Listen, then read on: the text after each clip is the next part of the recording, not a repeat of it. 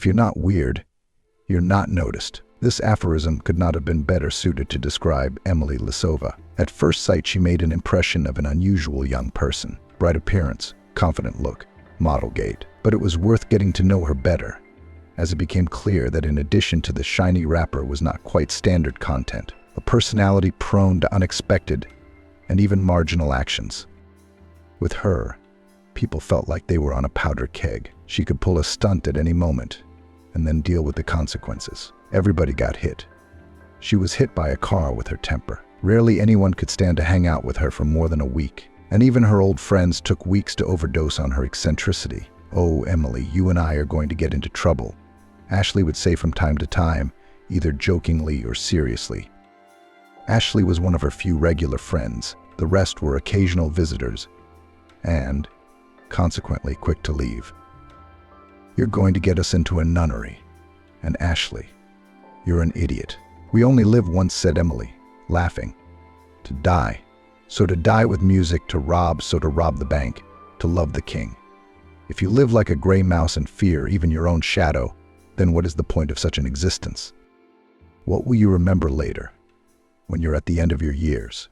And if in the next world they start replaying, like movies, episodes of your life, they will die of boredom and say, 'And this is called that you lived.' But okay, life is not a road." And Ashley was interested in freedom too. "The cops will take you away for your shenanigans, and me along with you, for goodness sake, as an accomplice. And no one's gonna know that I was just unlucky enough to be your so-called friend. Their logic is simple. If you were standing next to me, you were an accessory. You can't be safe from prison." Emily waved off the idea that life was a game, and we were all actors in it. "If you think about it that way, it's better to stay at home and stay out of sight. What if a brick falls from the roof and cracks you on the head? Is that a possibility? Of course there is. So stay at home, covered with a blanket, and be afraid of every rustle, especially under the bed." Bumblebee. Ashley didn't say anything. She was used to Emily's extravagant style of communication and humor. Many people were shocked and repulsed by it, but Ashley had developed an immunity to it, so she could easily tolerate her friend's numerous jokes. But unfortunately, words weren't enough. Emily was constantly drawn to adventure, and she was like a magnet attracting trouble and rushing toward it. Like the kitten named Gav in the Soviet cartoon of the same name, "Don't go there. There is trouble waiting for you." But how can you not go there? They're waiting. This succinct two-line quote summarized Emily's life credo.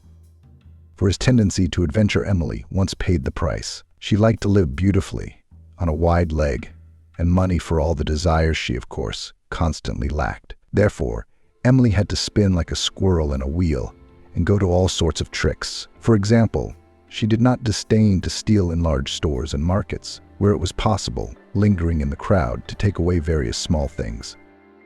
Ashley was well aware of all her friends' shenanigans and constantly discouraged her from such a way of life, but her words were like water off a goose. Soon Ashley realized that it was a thankless task, so she gave up on her friend.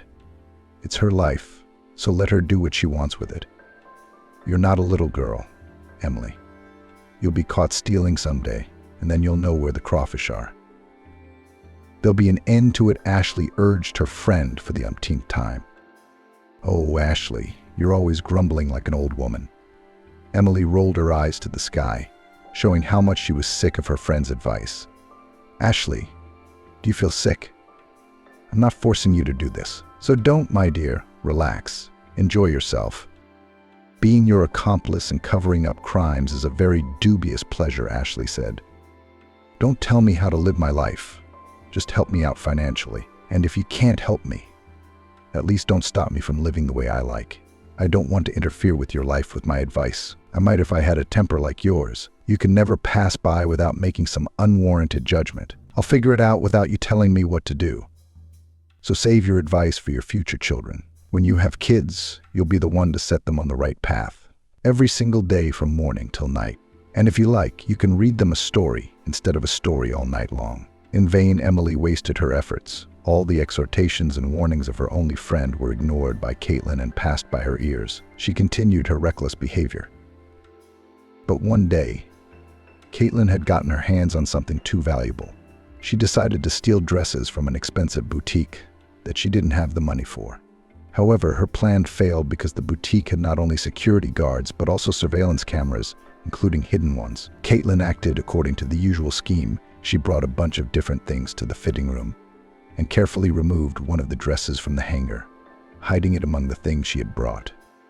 Then she put this dress under her clothes and went out, behaving nonchalantly. The number of hangers left in the fitting room matched the number of clothes left there. However, as she crossed the exit of the store with a confident gait, she said, "Nothing fits me."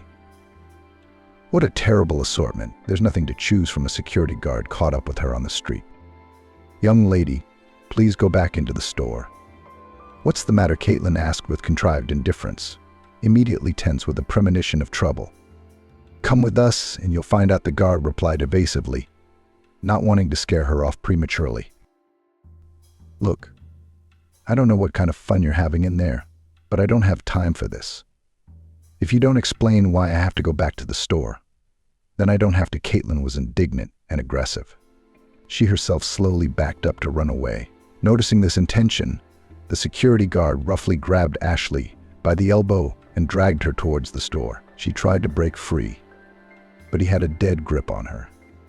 So the more she resisted, the harder he squeezed her arm. Caitlin felt herself in a steel vise and realized that even if she managed to get out of this mess, her arm would be bruised from the big man's grip.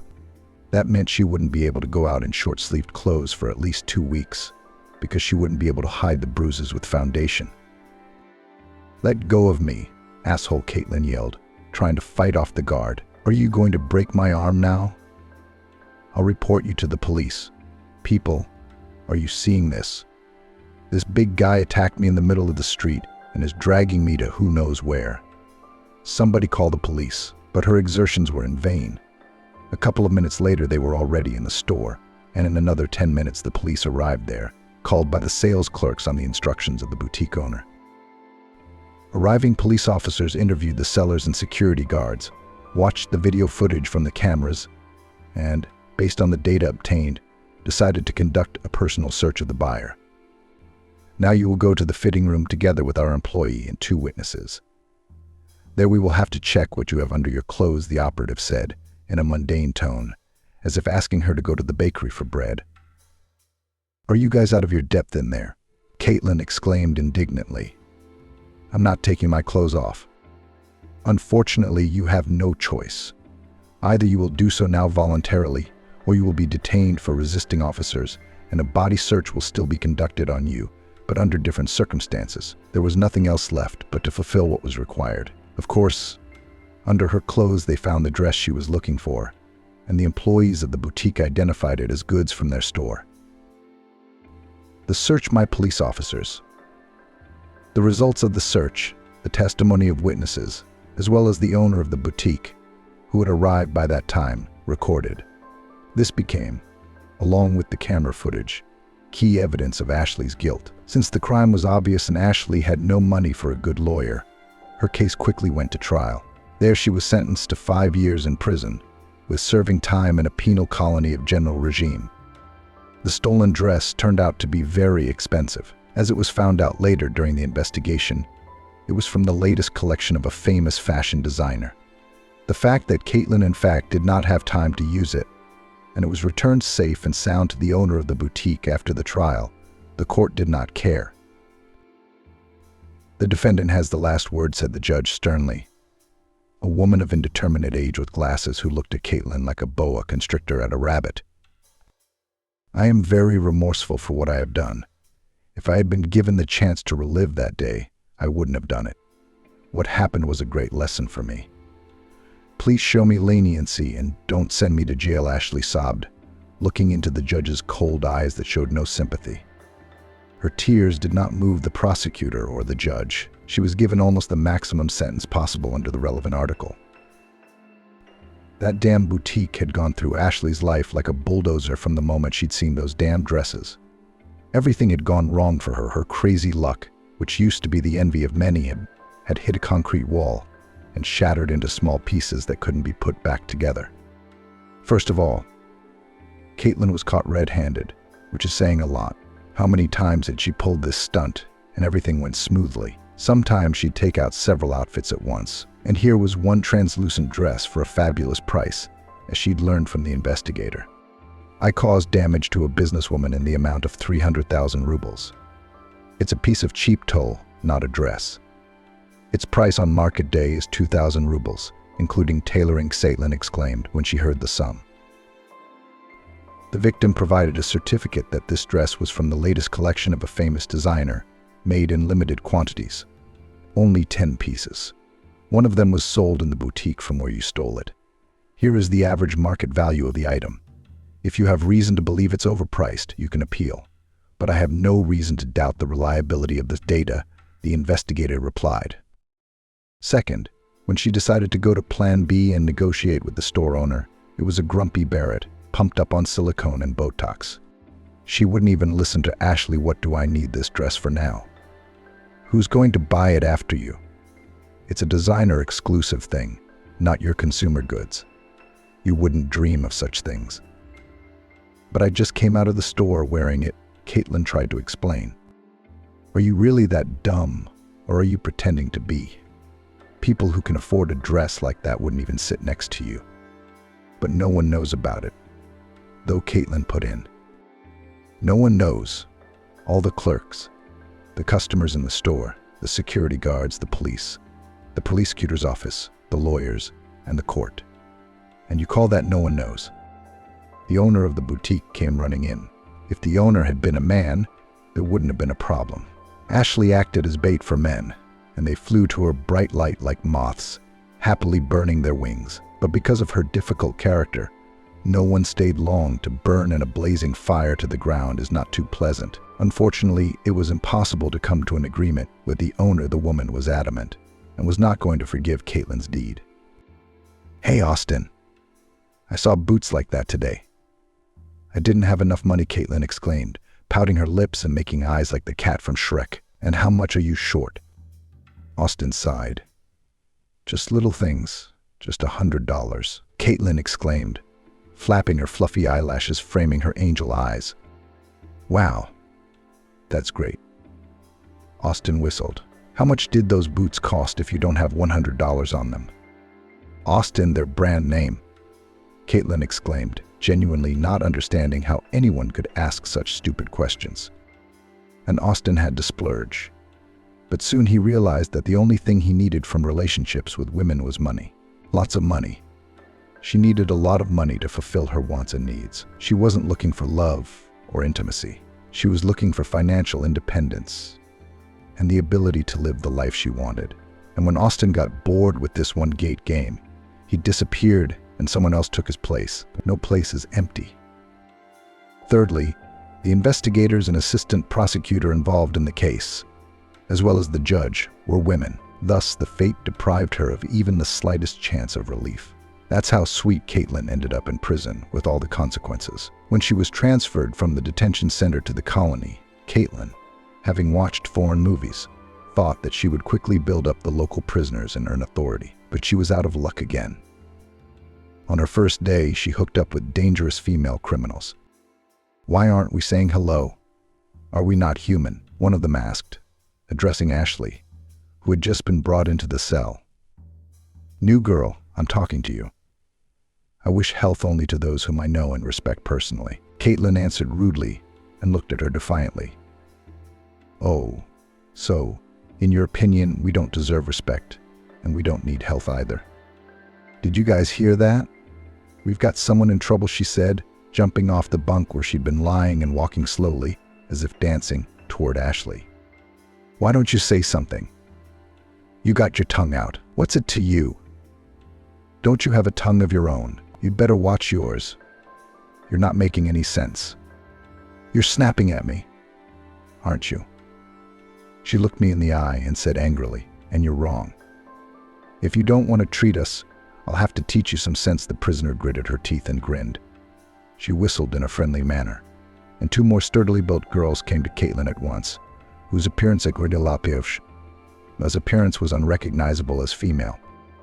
But since you won't say hello to us, you'll have our hospitality, the prisoner said, grinning, and punched Caitlin in the stomach. That's for the first one. Ashley bent in half from the professionally delivered blow to her liver. Before she could get away from the first blow, she was hit by a second one on the back of her lower back. She had been hit with something metal on her kidneys. The second prisoner pushed her in the other direction. "And this is for the second one," the first prisoner said. Ashley slid down the wall to the floor. At that moment, someone kicked her hard in the face. It knocked her unconscious. "Well, this is salad and compote for you," said the prisoner, and spat on her senseless body.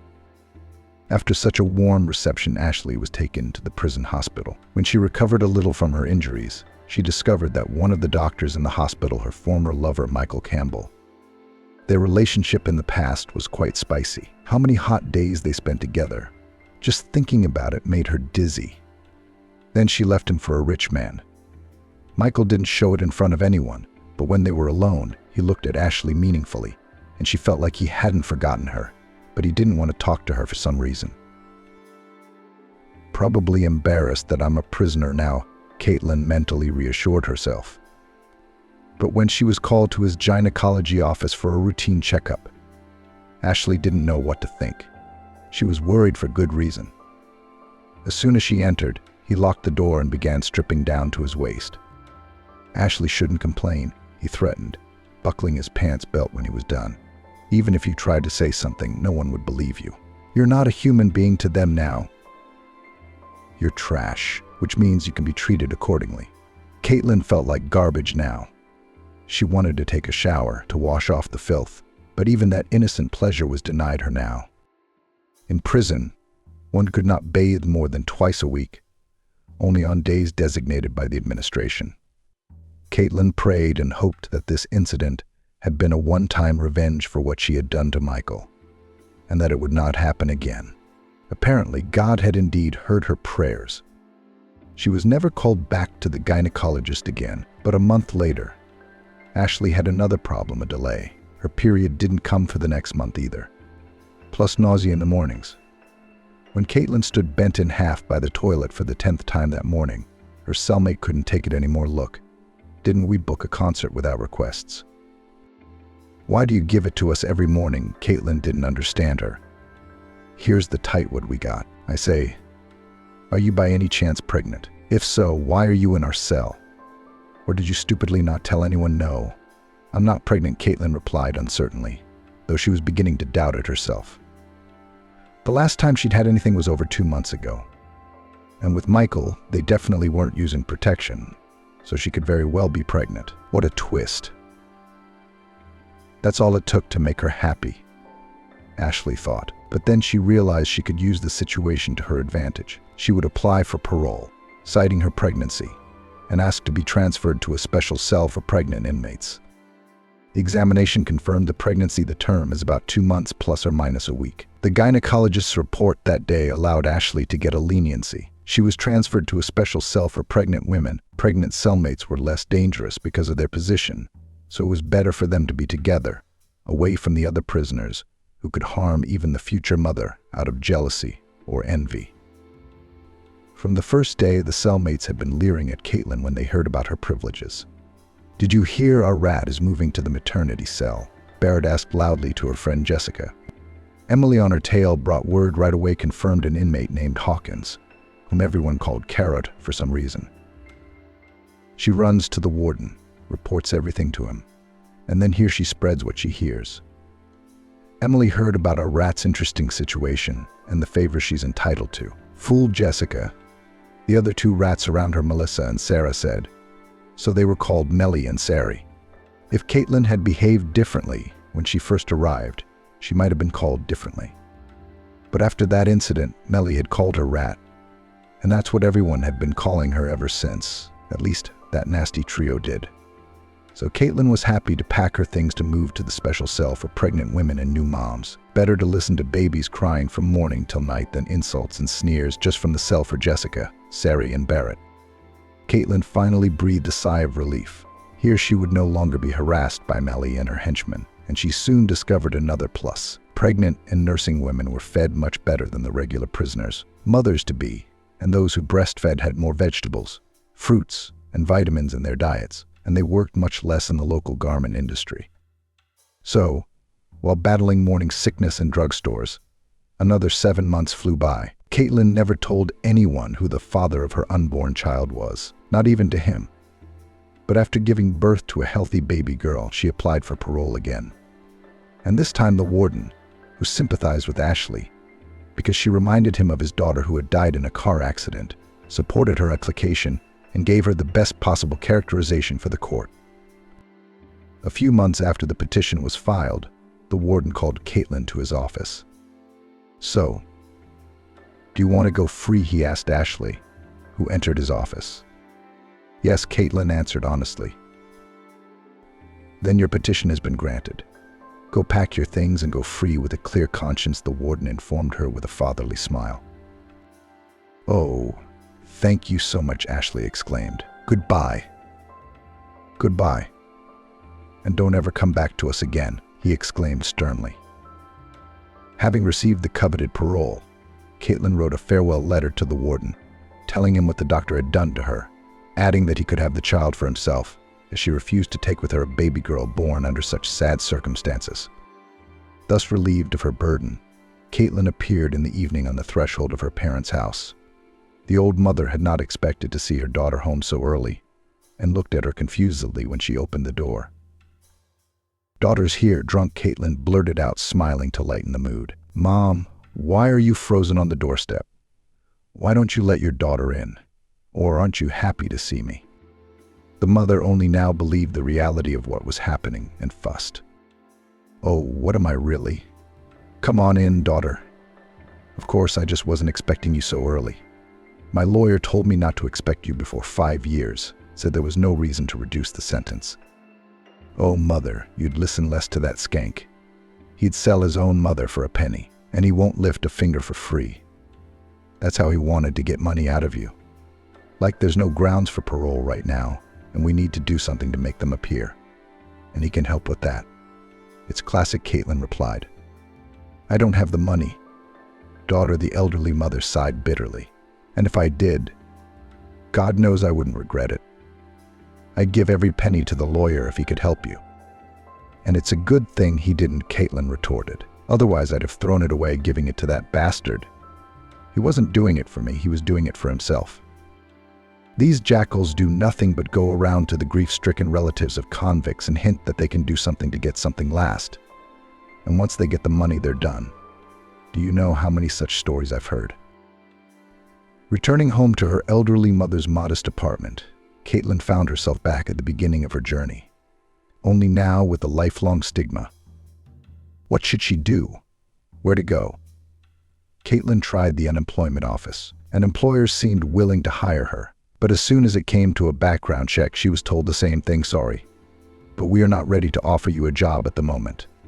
When she was told that for the 10th time in a row, Caitlin asked the employee directly what was wrong. The woman sitting there took pity on the young-looking girl and told the truth. "You see, nowadays every company has its own security department. Former employees of the police and other law enforcement agencies work there. They use their own channels to check candidates. And if there are any negative nuances, well, a criminal record, for example, the applicant is rejected without explanation." That's how Caitlin realized that the way to a normal job with a criminal record was closed to her. She came out of prison at a complete loss. Even if she made it to the end of the year, registered as unemployed, she would not be able to get by on the pennies they paid to those who did not work for the next 12 months. What's she supposed to do with that? She doesn't know how to do anything to make money from it. She wouldn't be an entrepreneur either, because Caitlin only knew how to spend money. Until now, Caitlin hadn't thought about how to make that kind of money. At home, she spent the rest of the morning looking through the ads in the local newspaper. Suddenly, her eyes fell on an advertisement for a massage parlor. Beautiful young girls are needed for high-paying jobs. Housing provided. Payments are daily, pay per piece, on average from $5,000 a day. Caitlin understood what kind of work she was talking about. No one would just pay money just for youth and beauty. In her current position, she looked at the oldest profession from a different angle. It seemed like a good option now. Caitlin reflected she used to spread her legs for men like Austin to fund her whims. Here it was still the same. Only she'd get paid right away instead of once a week or month. Caitlin called the number listed and was given an appointment to meet her future employer. She turned out to be a woman with traces of her former beauty. It was likely one of the former employees who had retired and moved up the career ladder. She professionally assessed Caitlin from head to toe. "From the looks of it, you're a good fit for us," Emily Barrett summarized. "You can start tomorrow, girl, can't you? Our shift starts at noon. But if there was a night shift, we let the girls sleep in longer. You have to give us advance notice. Don't be late to the salon. I'll give you the exact address if you agree to work."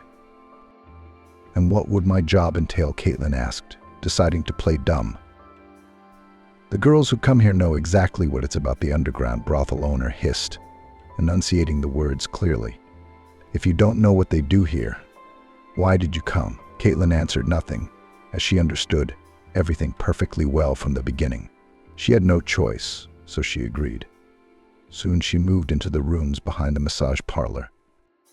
To make the girls more relaxed and efficient, they were offered light drugs, supposedly not addictive. But addiction, of course, did occur. After a few months, Caitlin found herself on the needle, working not for real money, but for a dose. This lucrative business was built on this beautiful promises of high incomes lured future night butterflies. The girls were created conditions so that they themselves decided to settle in the rooms behind the salon. There they were professionally processed by experienced women who had been working in this field for more than a year. "Girls in our business are nowhere without drugs. We all use here and nothing. No one has become a drug addict. So purely to relax, not to clamp down. Then clients won't complain that you're inactive, and performance increases." Experienced mentors explained to newcomers, and the young believed them. When addiction occurred, the brain refused to work normally. No one found out why things were not as promised. The only thing they thought about was getting a dose in time for withdrawal. For the sake of a timely dose, they were ready for all conditions. Then the young girls' papers were taken away from them, and they worked for shelter and a dose. Drugs were not a cheap pleasure, so they not only earned nothing, but also constantly worked off debts. If she was in debt, she had to beg every new dose from Ashley, who hired the girls. No one knew her real name. Maybe that's what her parents called their daughter, but she turned out to be a real bitch. She ruthlessly ruled the lives of young girls who foolishly or inexperiencedly stepped onto that slippery slope. Instead of discouraging them, Ashley ruthlessly pushed them into the swamp, taking a percentage of each one. Amber had a vested interest in keeping her staff up to date. Used material rarely survived here until the age of 35.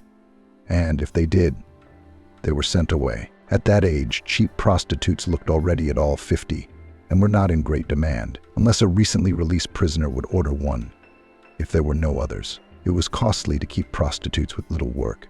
They brought less than they were worth. That's why they got rid of them. Amber was lucky in that respect, and she was ready to bite anyone for her place. The girls occasionally tried to ask her how she got the admin position, but it was a sore subject for Amber, and after a few unsuccessful attempts, they stopped trying to find out. "How did you become an administrator?" Caitlin asked one day. "None of your damn business," Amber snapped back. "Is this story so scary that you don't want to tell anyone?" Caitlin asked jokingly and regretted her question. Amber turned dark. With a menacing look, she stepped toward Caitlin, who shuffled backward until her back was against the wall. There was nowhere else to go. Amber stepped up close and growled in her face. "I took the seat that was vacated when the previous receptionist left. And it's best you don't know exactly how she left here. All I can tell you is, feet first.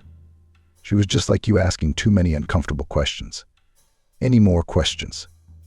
"No," Caitlin replied in a shaky voice, swallowing saliva. Soon Caitlin was in a drug frenzy, and her life became a series of monotonous events. Body, dose to body. That day she was shaking ungodly, even more than usual. Sticky cold sweat came out, her muscles twisted, and she wanted to howl in pain.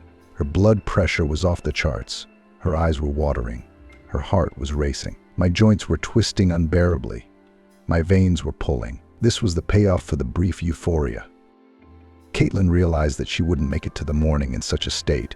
She might die. So, despite the strictest prohibition, she left the den and knocked on Amber's office. No one opened. Then Caitlin knocked again. Silence. But she knew Amber, like herself, was one of the former prostitutes left here by the business owner for merit, but also not let go far away.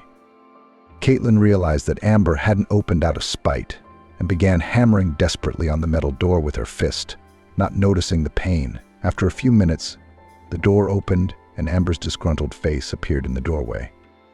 "Have you lost your fear? Get back in your kennel right now. For Christ's sake, let me borrow a dose." Caitlin begged. "I know you have a stash. I really need it. I'll lot you, honey. I'll do anything. I'll work it off as you say. Just give it to me."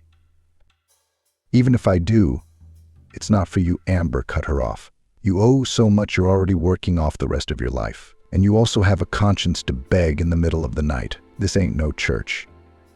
You don't give alms here. Get out of here and pray. I don't call Ryan about you breaking the ban." "When did you happen to do that?" Caitlin continued to be indignant. "I mean, you came up from the ranks too and lived under the same conditions. And now that you've become a superior over us, you've forgotten that you're one of us." Amber gave her a murderous look. "Who are you gaping at, you cheap doormat? Did you and I eat from the same plate or baptize our children? I won't sit in the same toilet with you. You're not my equal. Get out of here, you ungrateful bitch, and wait for Ryan to get here." Amber was angry and slammed the door loudly in Ashley's face as she tried to say something else. Half an hour later, Ryan arrived with two tough guys. They dragged Caitlin by the hair to a special punishment room for several hours without a break. They beat her brutally so that she would remember who she was. This time, however, Ryan went too far. Caitlin ended up in a bad hospital where she was taken by ambulance. People passing by reported an unconscious girl in a ditch. She was half naked, battered, and appeared to be dead. But there was still life in her.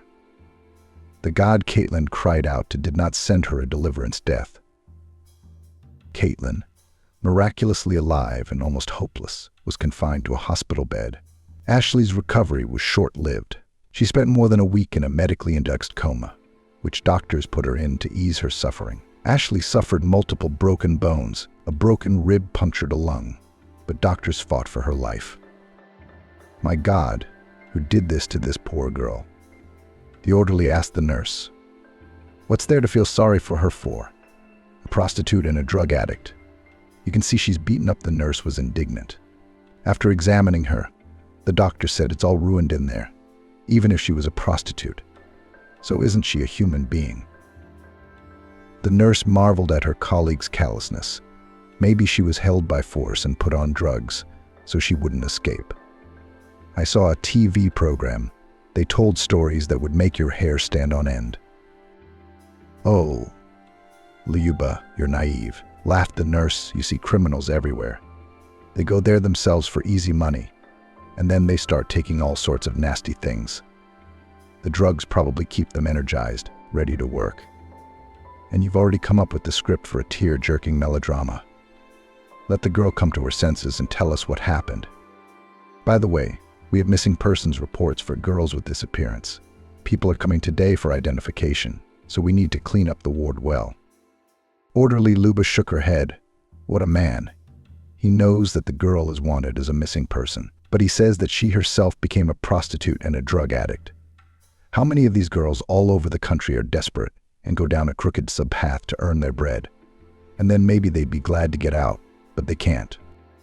Luba looked with pity at the thin, battered, unconscious young woman. Her hair had become a stiff bundle, so it had been decided to shave her naked. Luba's blood ran cold at the thought that this girl could have been her daughter. People accompanied by police officers came in for identification. Attention. There will now be an official identification procedure. All details are on record.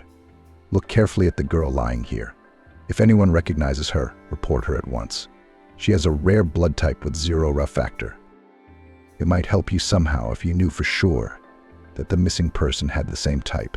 One by one, the visitors approached the bunk and scrutinized the facial features of the unconscious girl lying there.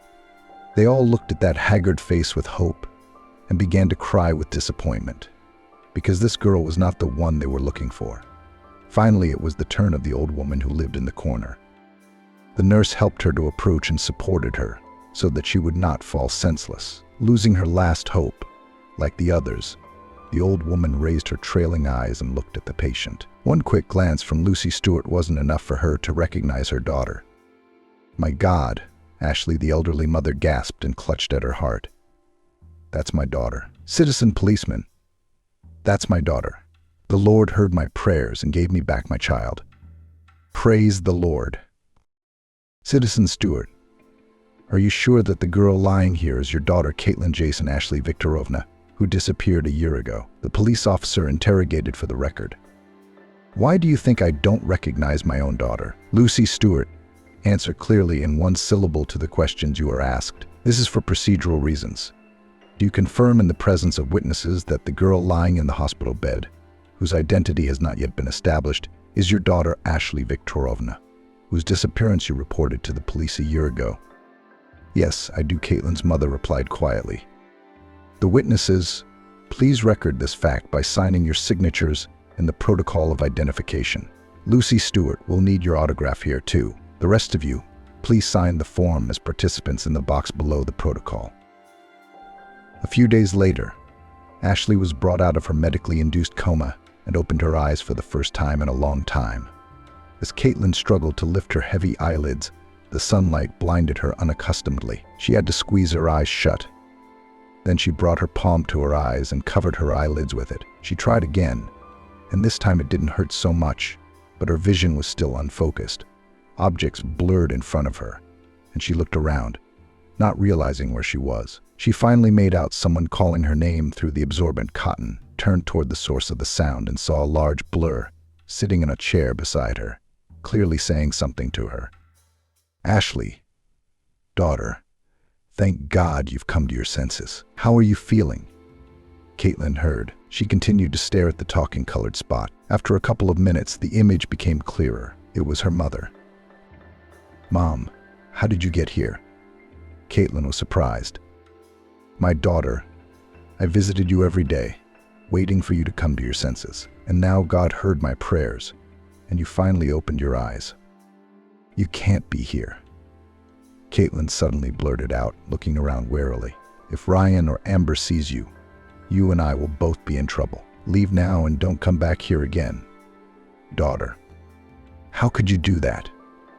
Why are you chasing your own mother out of the hospital? I've been looking for you for a year. I couldn't sleep at night. I cried my eyes out. And now that I've finally found you, you're chasing me away. And who are Amber and Ryan?" "They're doctors. Don't worry. I'm allowed by the chief of medicine to see you anytime I want. He said it's good for you to wake up faster." And he's not lying. You've already opened your eyes. "What hospital? What are you talking about?" Caitlin stared at him with an incomprehensible look and turned her head, looking around.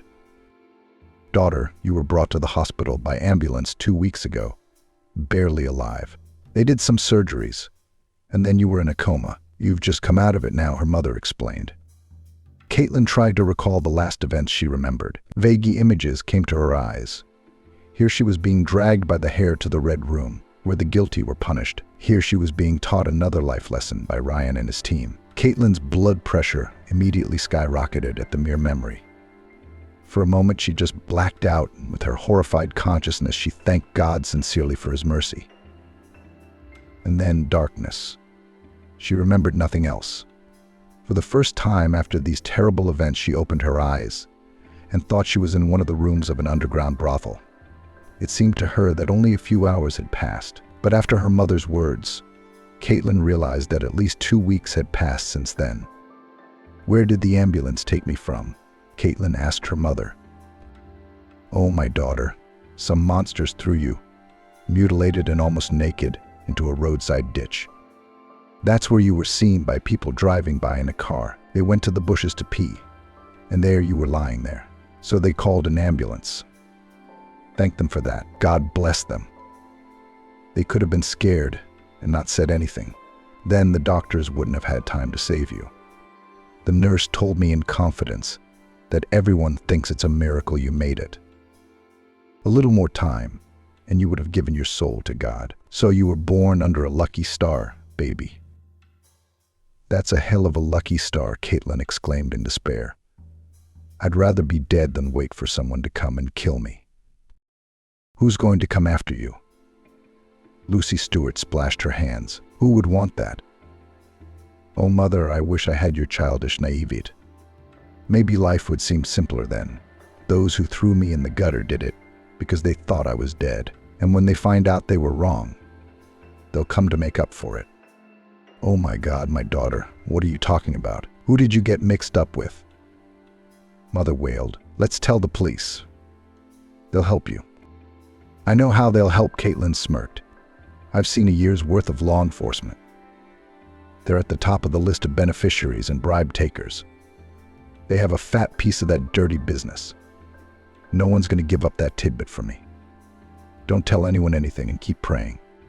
Only now for no one to know I survived. Lucy Stewart understood nothing of what her daughter told her. In her mind, back in the USSR, law enforcement officers had an aura of sanctity. They could always be relied upon to handle any problem, whether it was a kitten climbing a high branch or fighting criminals. But that police officers could tarnish the honor of the uniform something immoral and illegal.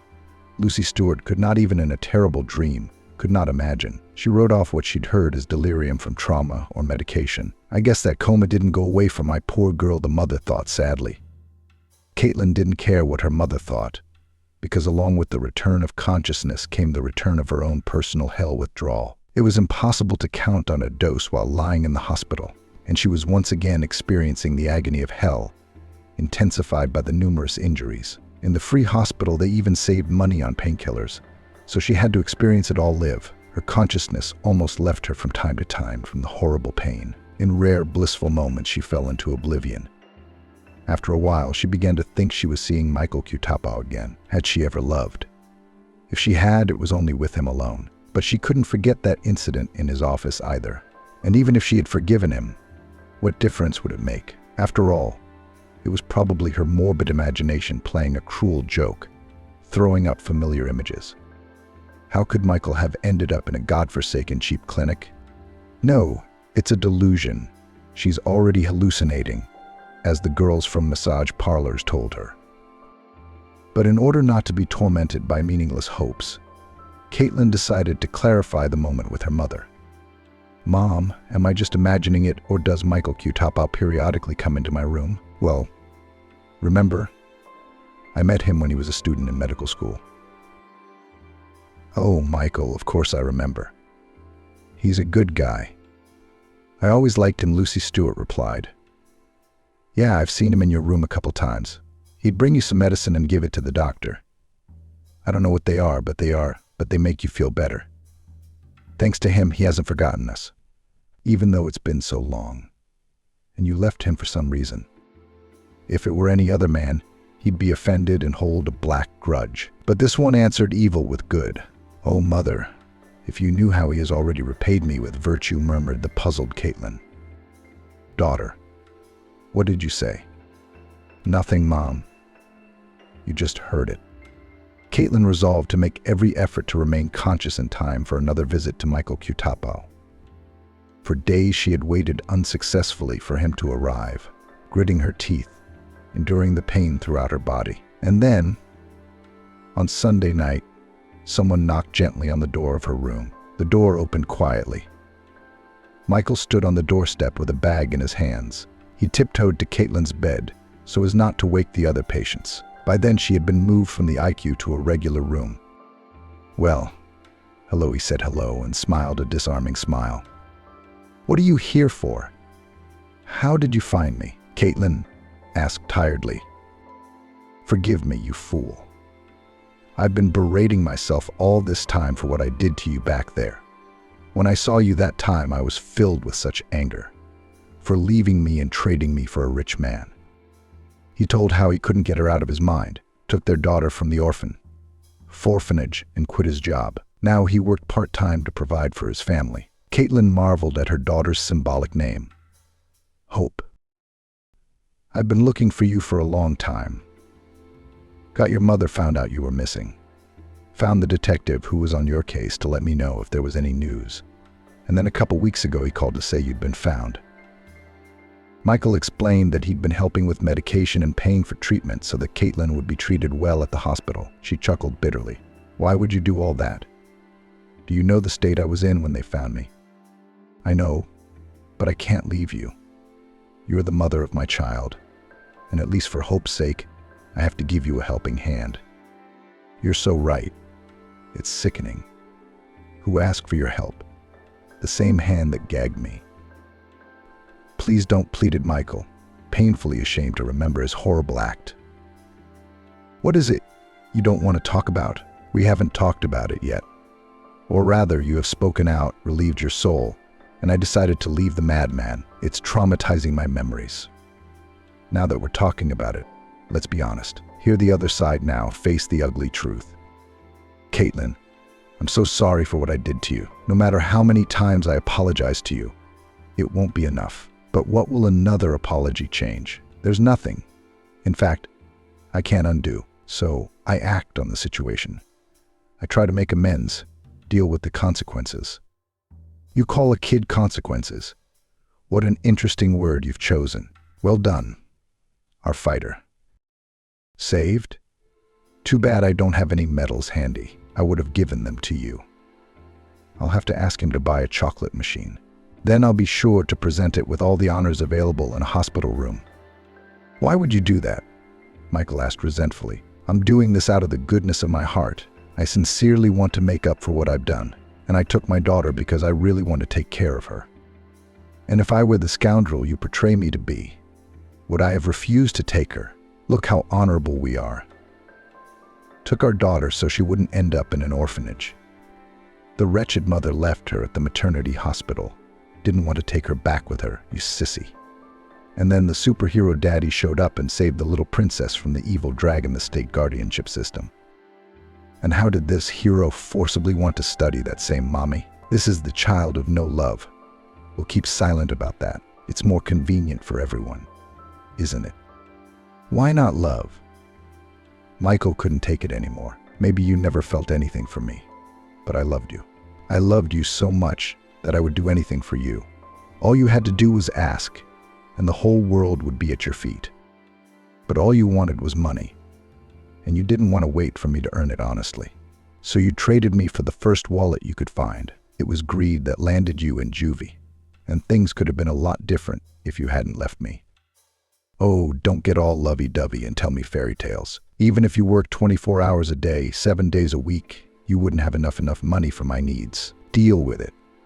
You can say whatever you want, but know that I still care about you, Michael said finally, realizing that the conversation was over for the day. When the door slammed behind Michael, Caitlin was torn because he had voiced what she was afraid to admit even to herself. Lately, she had often wondered how her fate would have turned out if she hadn't left Michael for a seemingly lucrative party. But a serious relationship was out of the question. After that, Caitlin simply passed from one rich man to another, like a passing red flag. Once out of the colony, she sank to the level of a low-level prostitute. Her looks and health were too compromised from the drugs for an elite one. They didn't make her any prettier or younger. And now Caitlin mourned her fate with bitter tears. Where did I stumble so badly that everything went wrong? She pondered. Did God punish me so? But the dresses are from expensive boutiques. It turns out there's no justice there either. As long as I was stealing in ordinary stores, it was okay. As soon as I embarrassed myself at that damn boutique, everything went to hell. That's it. That's the answer to my question. The damn boutique. I must have gotten on the wrong side. This boutique owner must have made a deal with the devil. How else do you explain her selling a dress for the price of a car? Caitlin stayed in the hospital for another 2 weeks. Michael, despite his abrupt conversation with her, continued to visit her, hoping to melt her cold heart. At first, Caitlin was angry and kept berating him for wasting his and her time. Michael, how many times do I have to tell you? Stop coming here. Thank you so much for your help and all the good things you've done for me. As for the rest, God is your judge, but don't come to me again. We have nothing in common and can't have anything in common. I'm a fallen woman, and you'd better stay away from me, lest you get dirty with that filth. And you're young, handsome. You can find someone if you want to, so don't waste your time on me. Stop talking nonsense, Michael pleaded as usual. I'm not just doing this for me. I'm doing it for our daughter. Listen, she's just a baby and she needs her mother.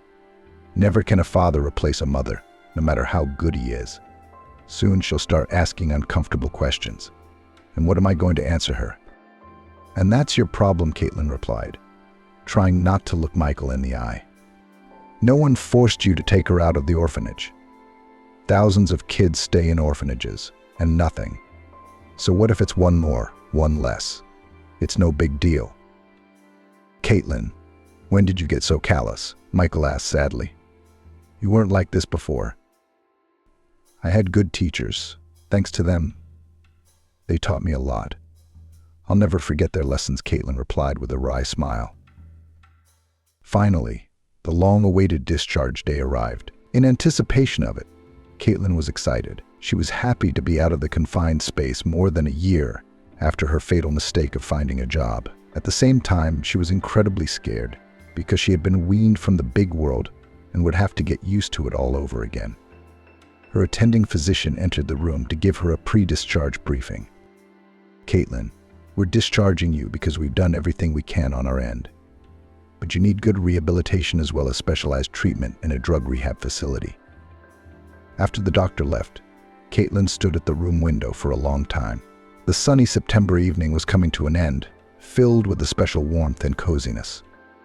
Such an evening is the perfect time for romantic walks, cozy sit-downs with friends, or going out to enjoy the beauty of nature and the majestic peace of the mountains. But Ashley had no one left to share this beautiful evening with. It made her heart feel lousy. The dragonfly was hopping, singing the red summer. Before I knew it, winter was rolling in my eyes. I was getting out of what I was left with a bare ass and a bean. Caitlin grinned bitterly. Michael doesn't count.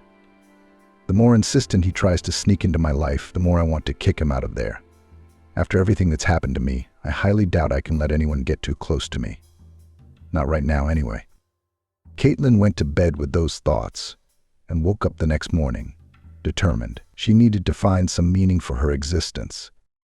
Caitlin cautiously crossed the threshold of the clinic where she had spent the last month. The bright sunlight hit her eyes, making her squint. She didn't have sunglasses, of course, so she had to cover her eyes from the blinding sunlight. After walking a few steps, Caitlin saw people standing in the parking lot, waving happily at her. When she looked closer, she saw her mother and Michael Kutapa among those who greeted her. And in Michael's arms was a little blonde girl with a pink balloon. The little girl gawked at Caitlin with her big doll's eyes and waved her chubby little hand, imitating the adults. At that moment, Caitlin felt a pang in her chest, as if a petrified crust had cracked and spread, crunching its rough edges against her heart. What she saw moved her to tears. The salty droplets made their way timidly at first, then confidently flowed in two streams down Caitlin's cheeks. Then the dam burst, and now the torrent was rushing down the mountainside, sweeping away everything in its path. Fortunately, she had no makeup with her, and only this fact saved Caitlin from the humiliating sight of smeared mascara, mixed with eyeliner and shadows. Caitlin shook with silent sobs. Seeing that something was wrong with her, the greeters rushed to her aid. "Daughter, why are you crying?" wondered Lucy Stewart. "You should be glad all is well. Look, and Pamela has come to meet you. Why didn't you even tell me you had a baby? I'm a grandmother after all."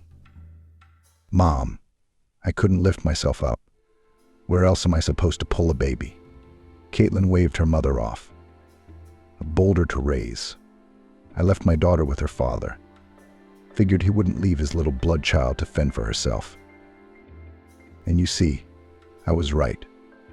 Good thing Michael is conscientious," Mother grumbled. "Thank him for everything. We owe him our lives. I don't even know how to get even for my granddaughter." "Yes, Michael is very conscientious. In some places too conscientious," Caitlin muttered, feeling uncomfortable under the stares of the three of them. Michael hailed a cab and they all drove together to Lucy Stewart's house. The grandmother gladly took her suddenly found granddaughter in her arms, and Pamela looked through the window at the passing cars and colorful buildings, with sun bunnies flickering in their windows. This little girl, thank God, had not yet faced real adult life with all its difficulties and fears. Therefore, she carelessly flapped her thick eyelashes and looked around, occasionally making joyful exclamations, admiring the most ordinary things for us, clouds shimmering in the sun, flying pigeons and cats and dogs running by. And while Pamela was recognizing the world around her, her father pulled a small velvet box from his pocket. "Sorry, there's no way to kneel in a cab," he said, smiling. "But let's assume the intention was there." "What is it?" Caitlin asked him in a hoarse voice that, for some reason, now decided to treacherously shake. "Open it and see for yourself," Michael suggested. Caitlin opened the box cautiously, as if she expected to see a bomb with a countdown timer in it. But there was a bomb of sorts. On the satin interior upholstery lay a ring that shimmered with all the colors of the rainbow. As soon as direct sunlight fell on it, Caitlin had never seen such beauty so close, and even for herself. The stone stood on a special stand shaped like a crown, and the rest of it was woven in the form of vines. Caitlin could hardly tear herself away from the mesmerizing sight and raised her eyes full of genuine surprise to Michael. "It's very beautiful," she whispered enthusiastically, watching the stone shimmer and play in the sunlight with the corner of her eye. "I've been looking for a ring worthy of you for a long time. And when I saw this, I knew immediately that I had found what I needed. Would you do me the biggest favor of my life by agreeing to be my wife?" Michael said in a rapid-fire voice, light-headed because he was afraid to face his fear.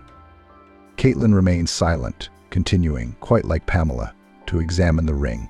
Then she abruptly slammed the box shut and, shifting her gaze to Michael, whispered, "You've wasted so much time looking for it. A wire one would have suited me just fine. Remember when you made me one and gave it to me when you were a student?" Caitlin continued her confession. "I just now realized what an idiot I was. Time after time, I ruined my life with my own hands, threw away all the chances to become a normal person that fate gave me. And only when someone upstairs finally got angry at me and started beating my face in the dirt until I came to a realization. Only then did I realize that everything is learned in comparison. Seeing the three of you outside the clinic today, I realized that fate was giving me a chance again. Maybe the last one, and if I miss it now, I will regret it very much for the rest of my life." "So that's a yes?" breathlessly, Michael asked. "That's a yes," Caitlin replied. And in her bright blue eyes, Michael saw some inner light that in its beauty could well rival the stone of the engagement ring he had given her. "I still have it in my costume jewelry box," Michael muttered confusedly. "Is that a yes or a no? Believe me, we really need you. I promise you in front of witnesses that you will never regret agreeing to marry me. And God knows I'm not lying right now, so please think carefully. You can take your time with your answer, but at least just promise me that you will think about it. Undoubtedly, everyone has a chance for a better life, and if a person has stumbled and fallen face down in the mud, many people can pass by indifferently. Especially callous souls will not be lazy to throw clods of mud at him, even if they have to get dirty themselves. There are also many of them, and only a few would not be afraid to lend a hand to help a man up." Amber realized that her luck, which everyone envied, hadn't gone anywhere. She'd had it with her all along. It was just that Caitlin hadn't realized exactly how lucky she was.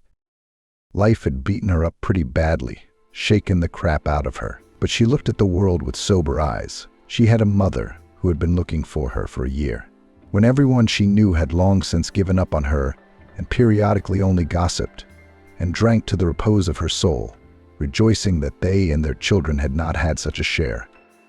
She had Michael, who really loved her and only once offended her, unable to control his feelings and emotions. But Caitlin realized that she deserved it, because she had done no better to him in her time. And finally, she had a daughter, literally the hope for a new happy life with people who loved her. So Caitlin made a vow not to miss another chance given to her by fate. This was the meaning of further existence, which she had asked God for recently, and Caitlin thankfully stepped forward towards her future.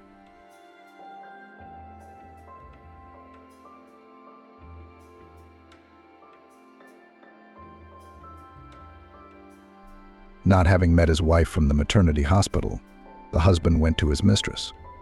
And 5 years later, Barbara was walking home from the antenatal clinic. But no, walking is the wrong word. She was hopping, then suddenly quickening her step, then stopping on the run. The young woman was happy and kept replaying in her head the words of the pretty doctor, Are you going to have a baby? Are we going to register? Or do you have other plans after such a provocative question? Barbara almost angrily retorted. Did you really think I would want to terminate the pregnancy? The doctor smiled. Why were you so shocked? You're young, you're beautiful. According to the examination, you're perfectly healthy. Now girls like you, trying to make a career, make their way to the top, and strengthen themselves on the material Olympus. Only then, in their 30s, do they think of procreation. You're only 21. Things happen. You and your husband are still students, I take it? The woman's doctor was right on the money. She and Calvin were still in their 4th year of university. He's a lawyer-to-be. She's a philologist. But their flat is not a rented one, but a real one, their own. They live in 2 cozy, spacious rooms. It was the parents on both sides of the family who had splurged on the apartment as a wedding present. Barbara lit up with pleasure, imagining Calvin's delight at her news of the addition to the family. They'd been married for 3 years, but things had somehow never worked out before with a baby. She'd even dragged her husband to a consultation at an expensive private clinic, where they'd been examined from top to toe. The summary was pleasing. Both are practically healthy. No physiological incompatibility is observed. Be patient for 1 year to 3 years if you are not specifically using protection. Lack of conception is considered normal, they were told at the clinic. Barbara smiled slyly at the time. Any hint of contraceptive use was immediately put to rest, she told Calvin. It's too early, you say, and you would like to buy nappies and a nappy at about 40 years old. Maybe it's too early for us to have a close relationship if you are not yet morally ready to take responsibility for the child. When you're mentally ready, I'll keep you warm. Calvin agreed with her reasoning pretty quickly. And who among men would like all these restrictions and obstacles? It's just boredom and zero fun. The subject was once and for all closed. Except that once a month, Barbara's mood briefly soured. Her body signaled that she was, alas, not pregnant again. In the years of reckless youth, such disappointments passed quickly. Calvin would drag her out to a nightclub, to the cinema, or to her favorite pastry shop. Then they'd sit side by side, cramming notes, each on a different subject, serious ones. Calvin liked to quiz her on the U.S. Penal Code, testing his memory at the same time. Nonsense, his wife judged through gritted teeth with a disapproving look. I can't get those laws mixed up. I know the criminal code almost by heart, unlike you. So who are you giving a stern look to? Honey used to look tough when he was a lawyer. The world of crime is not a family life. Spell it with an I. They usually ended with a passionate reconciliation in each other's arms. Barbara dreamed again. Maybe it's happened, and she's already pregnant. Barbara came from a large family, adored all 4 of her sisters. She couldn't imagine life without children's voices and the noise of the house. The Smith family in a town near Los Angeles knew everyone. No kidding, they were proud of them. Olivia was too bright for a small town. How did her parents come to name this red-headed, freckle-faced beauty? She was always either pregnant or nursing. The girl gave birth one after another. All the daughters were completely similar to the handsome father, who could play in the cinema some English lord. Call him Christian, as his parents called him, the townspeople refused flatly. He was called simply Chris since he settled with his wife in this favorable town. The story of their young family from the first moment aroused the burning interest of the neighbors, the descendants of old-school immigrants. Their ancestors had migrated to the United States with the Germans under the great leaders of the country, when German colonists were drawn to the lands between the great rivers. Croats, Englishmen, Poles, Serbs, Bulgarians were occasionally found among them. A mixture of blood, a mixture of nations. The descendants have almost no authentic features left from those ancient times. except that they still gave their children unusual names by American standards. And so it turned out that in a shady town drowning in orchards, settled permanently Christian and Olivia. The tradition of giving their children rare names was probably the only thing that this family kept sacredly unchanged. They named their first daughter Amanda. Then came Bridget, Florence, Barbara, and the last baby Emma. Chris and Olivia, as they were persistently called in the town, were considered hard-working and good-natured people.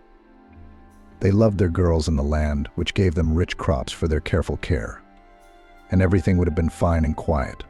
Only fate had decreed otherwise. On little Emma, it seemed, the laboring woman's strength had run out. God was no longer going to grant Olivia any new heirs. Moreover, already at an early age it became clear that the tiny Emma is not all well with health. The disease was selective. Emma had no difficulty swallowing water or food. She didn't have any seizures that frightened others. She was barely behind her peers in speech, hearing, and vision.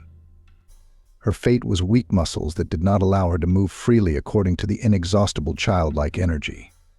The little girl's body seemed to be in some terrible spasm all the time. It was both frightening and painful to watch. Olivia, who had always worked in the garden, had suddenly grown quiet. She stopped wearing brightly colored sundresses, smiling at neighbors when they met, chatting to women in the queue at the shop. When there is real grief in someone's home, people secretly try to avoid people so that the negativity is not transmitted. Christian and Olivia marveled at this sudden isolation at first, but then they accepted it. God is the judge of these hard hearts. Mary, the elderly neighbor, who had been through a lot herself, did not separate her parents from themselves. On the contrary, Mary kept telling Olivia, "Come to the witch doctor Betty, who lives 20 kilometers from us.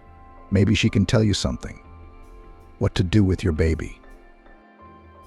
After listening to her recommendations, Christian and Olivia decided to do the experiment, put little Emma in the back seat of their car, and went to the address. Betty asked no unnecessary questions. Whispering with her lips, she crossed the girl and gave her verdict. "Don't shed your tears for nothing. Your child is sunny, kind, affectionate. She will continue her strange movements with the support of her arms and legs. But she will warm people's hearts all her short life. Soon she will begin to do her chores. She will have no equal in affection and warm power in your town. Everyone will want to touch the magic girl to warm her soul." And then Betty quickly ushered them out the door with the girl. Christian and Olivia drove home in silence, and then the woman seemed to burst into tears. "My dear husband, you have always been with me in sorrow and in joy. I'm sure that you will be with me through this journey to the end.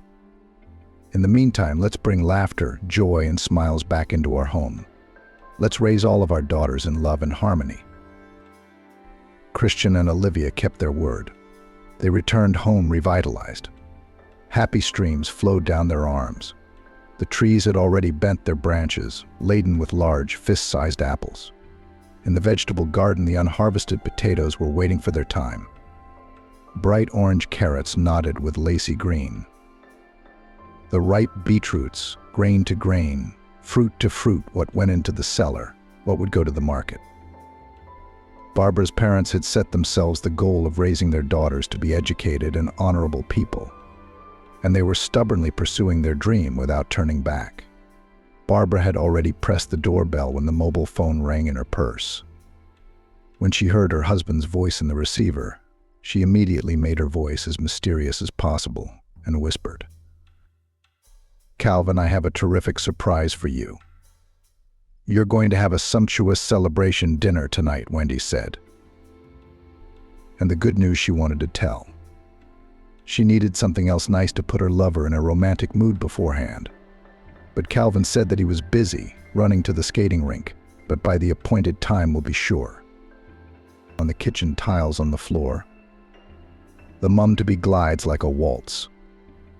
Chicken with round potatoes around it into the oven. Red fish, which she loved immensely, into the frying pan. Now she will still put together a salad of fresh cucumbers, tomatoes with herbs and garlic, and the holiday dinner will be ready. For Calvin, a bottle of wine; for herself, a fan of a healthy lifestyle, sweet carbonated drinks. No, I'm gonna have to cut out the sugary drinks for now. Their baby didn't need that bubblegum chemistry. Barbara looked round the table once more, took out the brightly colored paper napkins she'd been saving for special occasions, set out the plates from the old porcelain set with gold ornaments. She stacked the massive forks and knives next to them. She had never been able to like all that fancy modern crockery, thin and clinking, made like twins, where similar sets were indistinguishable from each other. For dessert, there was good old Praga cake, which she had adored since childhood.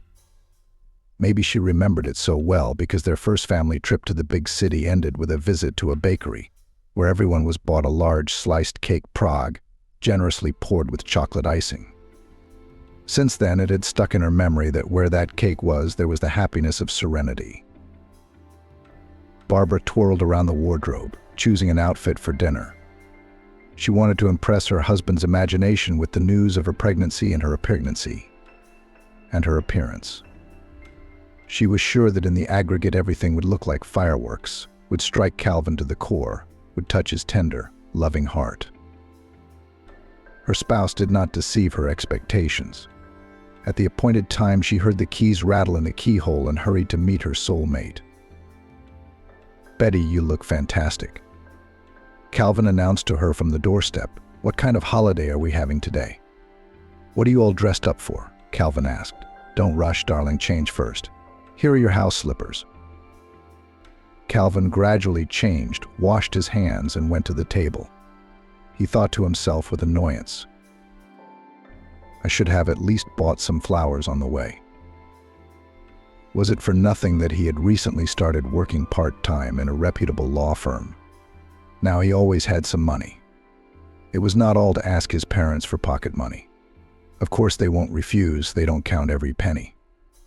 But independence is better than material dependence.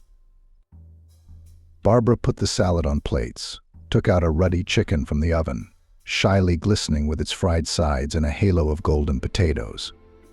She made up her mind and blurted out, "My darling, I'm so happy. We're going to have a baby." Calvin immediately turned pale, and then his face turned red. He almost choked on his wine, and then asked fearfully, angrily and sharply, "Are you sure? Have you been to the doctor?" Barbara looked up at him in surprise and thought for the first time that she didn't appear to know this man or his reactions well. It's a shock. Calvin, meanwhile, came to his senses and unleashed a harsh, implacable monologue. "You've had enough. All the adventures you wanted. Pram, cot, porridge, sleepless nights. Have you thought about me?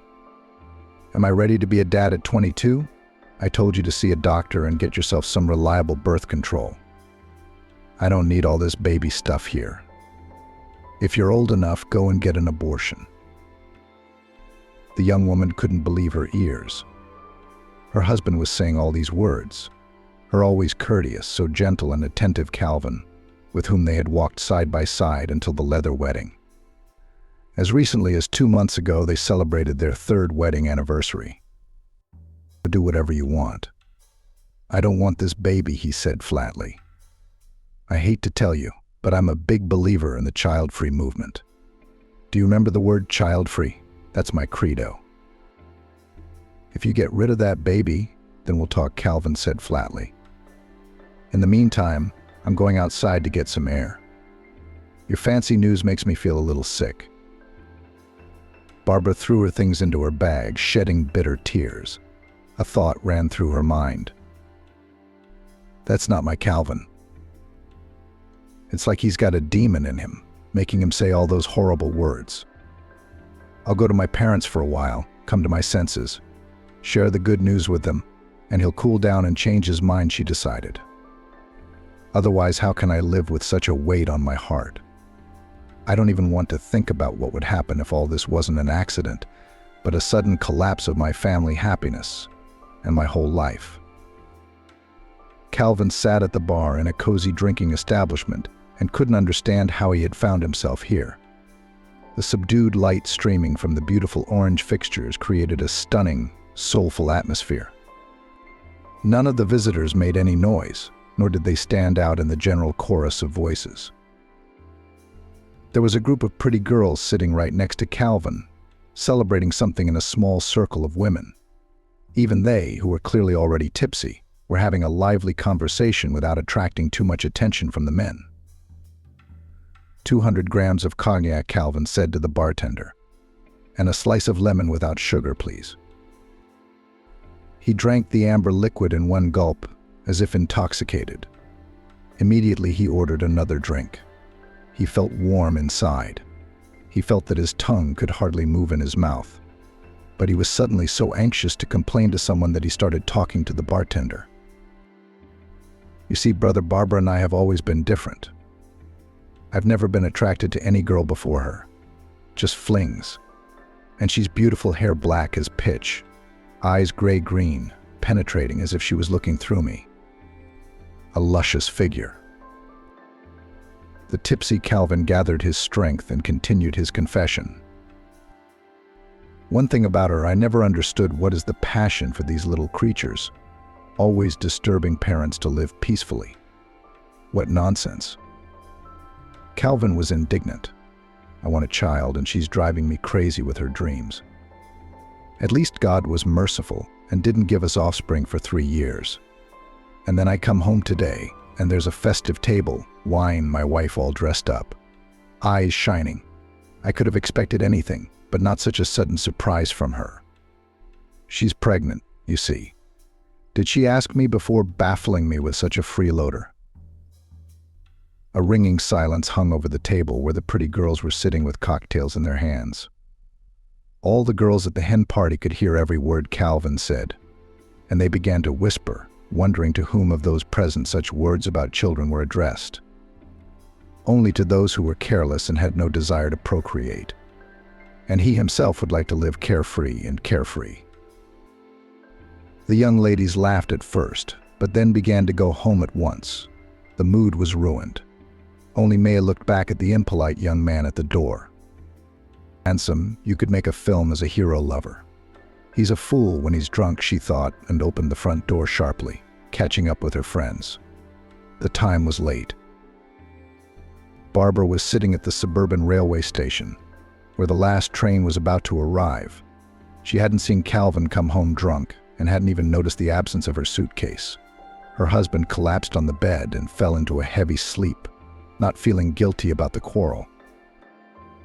Barbara called her father, who certainly wouldn't be surprised by her late arrival. Something had happened, then. Christian listened to her confused speech in silence, then answered meekly. I'll be waiting for you at the railway station, daughter.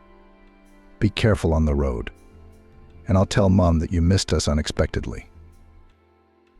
Olivia listened outwardly calmly to her husband's news of Barbara's unexpected arrival, and did not let on that the news had caused her any serious concern. Closing the gate behind her husband's car, Olivia went round to see who was still under her parents' wing. Amanda and Bridget had been living with their husbands and children in different cities for years, wherever fate had thrown them. For them, Olivia was completely at ease. Just today, she'd been chatting to both of them on her mobile phone.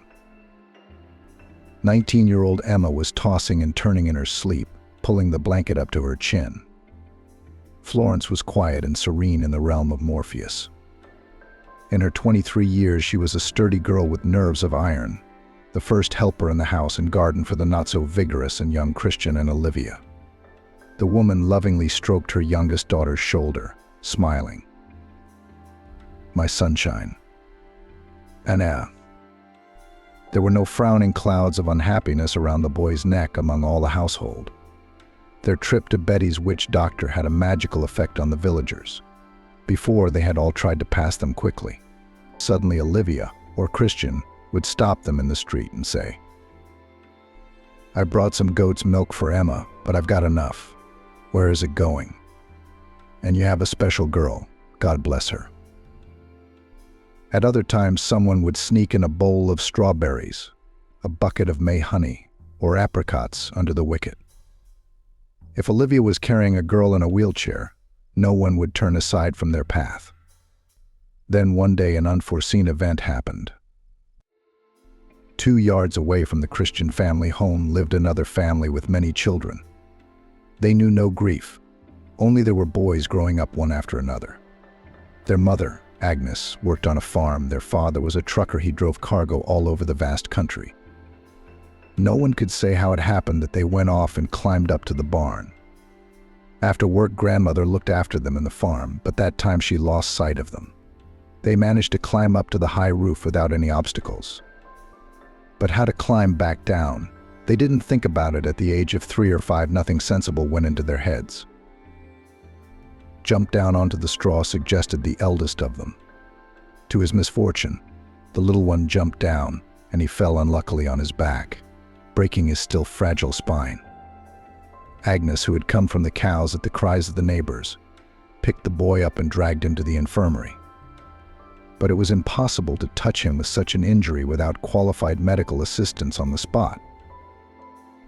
The young body eventually fused the broken bones in the wrong way. The boy remained somehow bent, and when he grew up a little, his legs stopped obeying for good.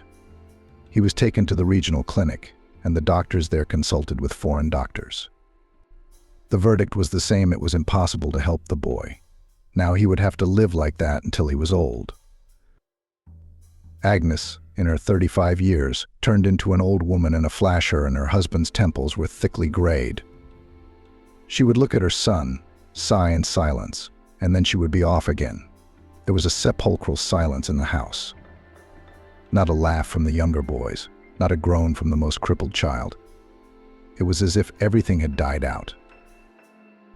And then one day Agnes came to Olivia's house to get a pair of scissors to trim the excess branches on the trees. And in the house, Emma was just sitting by the window with a book. She raised her bottomless brown eyes to Agnes and held out her hands to her.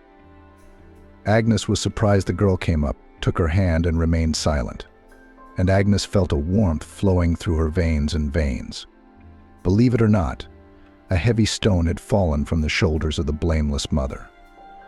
She looked at Emma carefully, thinking that this girl was not destined for a happy life either. And how kind and warm her face glowed. At home, Agnes immediately started cleaning, baked cakes, and read stories to the boys. She bathed the eldest, changed his clothes, and put him on a high bed with a mountain of pillows under his head. Now she had other thoughts in her head. Fate is hard on us, but my boy is alive and with me by my side. Time will tell how long we both have to live like this, but I will try to make him learn everything that his maimed body will allow him to do. Get the sadness out of the house. You will not break us, but the miraculous warmth, which can heal the soul and guide those on a positive path who do not see a way out of a difficult situation. The news soon spread throughout the village. Some ironically dismissed it, others decided to test her gift for themselves. Moreover, one gossip girl claimed that the girl was a sorceress, bringing her out into the open. And it turned out to be the other way around. When Emma stretched out her hands, which could give warmth and comfort, the woman was like an electric shock.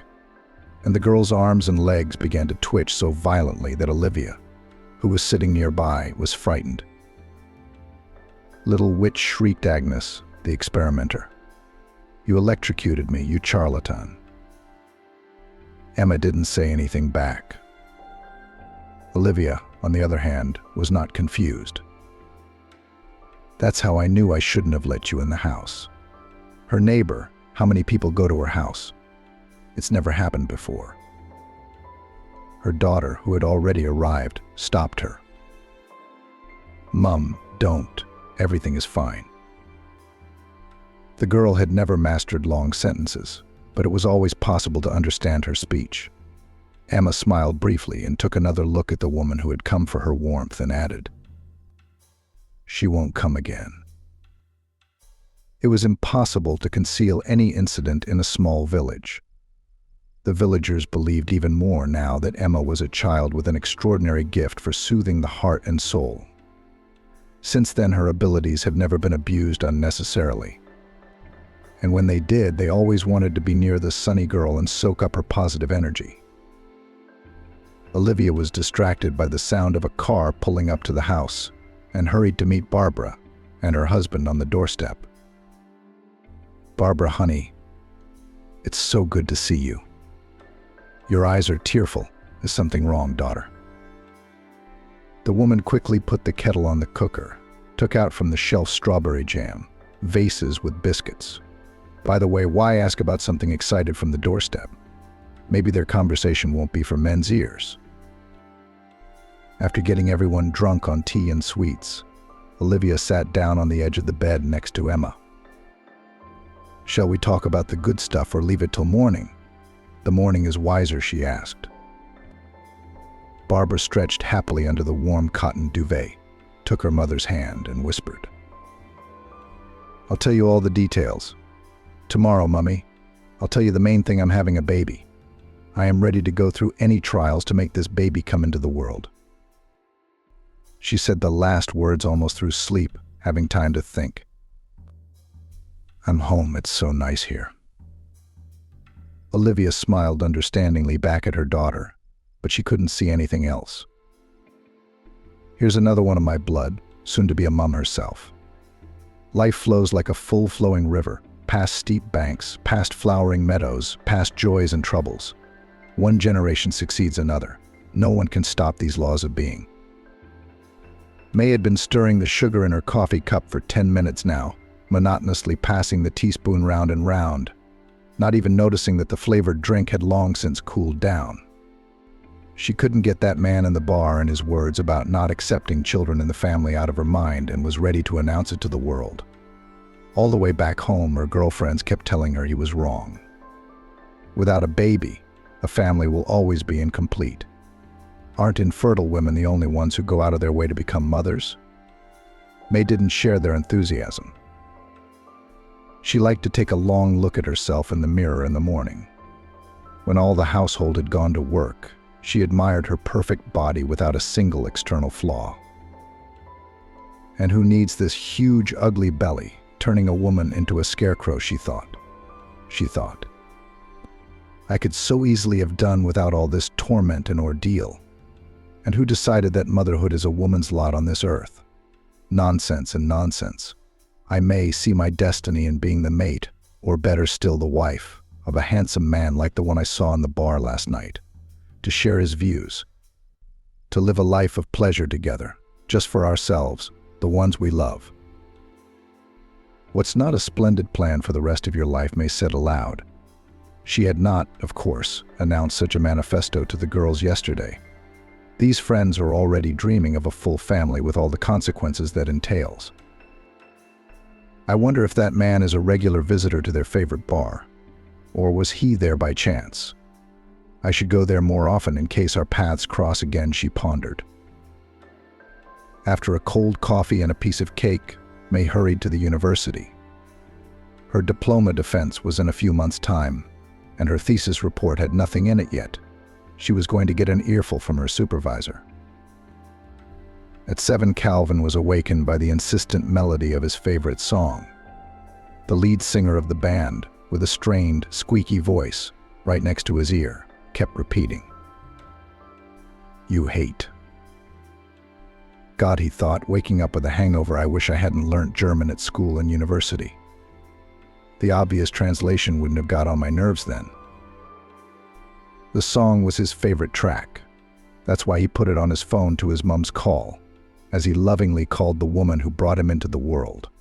Calvin had a surprisingly warm relationship with his mother. If his father once chased him for negligence in studies and laziness in sports, sending the boy to the section almost from the age of 5, his mother always took pity on him and fulfilled any whim. He simply could not answer her call. "Honey, what's wrong?" Mom asked him right off the bat. "You both haven't picked up the phone since last night. Did you go out with your mates on a weekday? Or are you so busy with your books that your ears are filled with knowledge like cotton wool?" Calvin tried to reconstruct in his head the events of last night, starting with his arrival home. He walked through the rooms, looked in the kitchen. Barbara was nowhere to be found. It was clear that his wife hadn't been home last night. "Mom, I'll call you back," he said sharply into the phone. "I can't talk now. There's something I need to find out." In a few minutes, Calvin knew that together with Barbara, their suitcase, with which they had recently traveled to the sea, had disappeared from the flat. His wife Barbara's personal belongings in the wardrobe had also disappeared. There was no point in even thinking about it. The young woman could only have gone to her parents. Calvin brewed himself a cup of coffee, found last night's dinner in the fridge, ate a cold chicken, and thought about it. Then he dialed his mother's number and went on the offensive. "Can you imagine? My wife is going to have a baby. How does it happen in this position?" and asked interestedly. Did she fly in or what? Was surprised by the potential grandmother on the other end of the line. "Can you imagine?" Calvin replied. "It was an idiot's dream come true to have a screaming baby at my disposal." "How can you be so rude?" The woman raised her voice slightly. "Son, in a normal family, a baby is a normal thing. A natural result of a man and a woman living together." "But you, Mother, don't start lecturing me now," he interrupted. "I've already expressed my position on the matter. I offered her to terminate the pregnancy. But she's stubborn. She packed her bags and went to her parents in the suburbs. What am I supposed to do? Get on my knees? Talk her into coming home?" His impassioned speech had no effect. His mother's response was merciless. "You're going to clean yourself up right now. I can hear in your voice that you were pretty drunk last night. You're going to Barbara's parents, and you're bringing your pregnant wife home. Your father and I have always indulged your little foibles. We've spared you no expense, no effort. But I don't want my son to be a scoundrel, forcing his wife to run away from home when she's pregnant."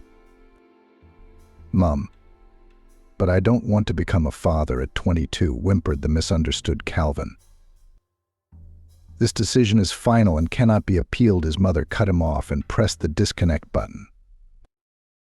Calvin realized that he was not even between hammer and anvil. On the other side of the barricade, where not only his wife but also his parents were the opposing side, he had no doubt that his father would also take his mother's side. With a frustrated sigh, Calvin headed for the shower. There was nothing to be done. He would have to go. He reached Barbara's hometown at about 3 in the morning. The day was slipping towards evening. The orange orb of the sun was slowly going to rest somewhere in the neighboring yards. Dogs barked, alarmed by its footsteps. It was as if the street had died out, though quite a few people had come out to the station with him. It was as if they had all vanished into thin air. There were no other villages nearby. A whole crowd got off the local bus with him. Many people knew him here, especially those who had enjoyed their wedding. They had celebrated it twice, so as not to offend anyone. First in the city, in a restaurant, in the circle of his parents' acquaintances, and then in the village, right in the yard to an old cassette recorder. And then, as usual, an accordion with folk songs. Calvin had never understood this rural tradition of inviting everyone to the table, but Barbara had told him straight away. A girl's wedding is her most important holiday. Even those young ladies who do not make a cult out of it dream of showing off in a white dress in front of many spectators, and I am no exception. Looking over the fence, Calvin noted that all his wife's family was at home. He'd have to confront his wife in front of witnesses. He pushed open the gate and froze. Olivia was looking at him from the window. He realized at once that she already knew about his quarrel with his wife.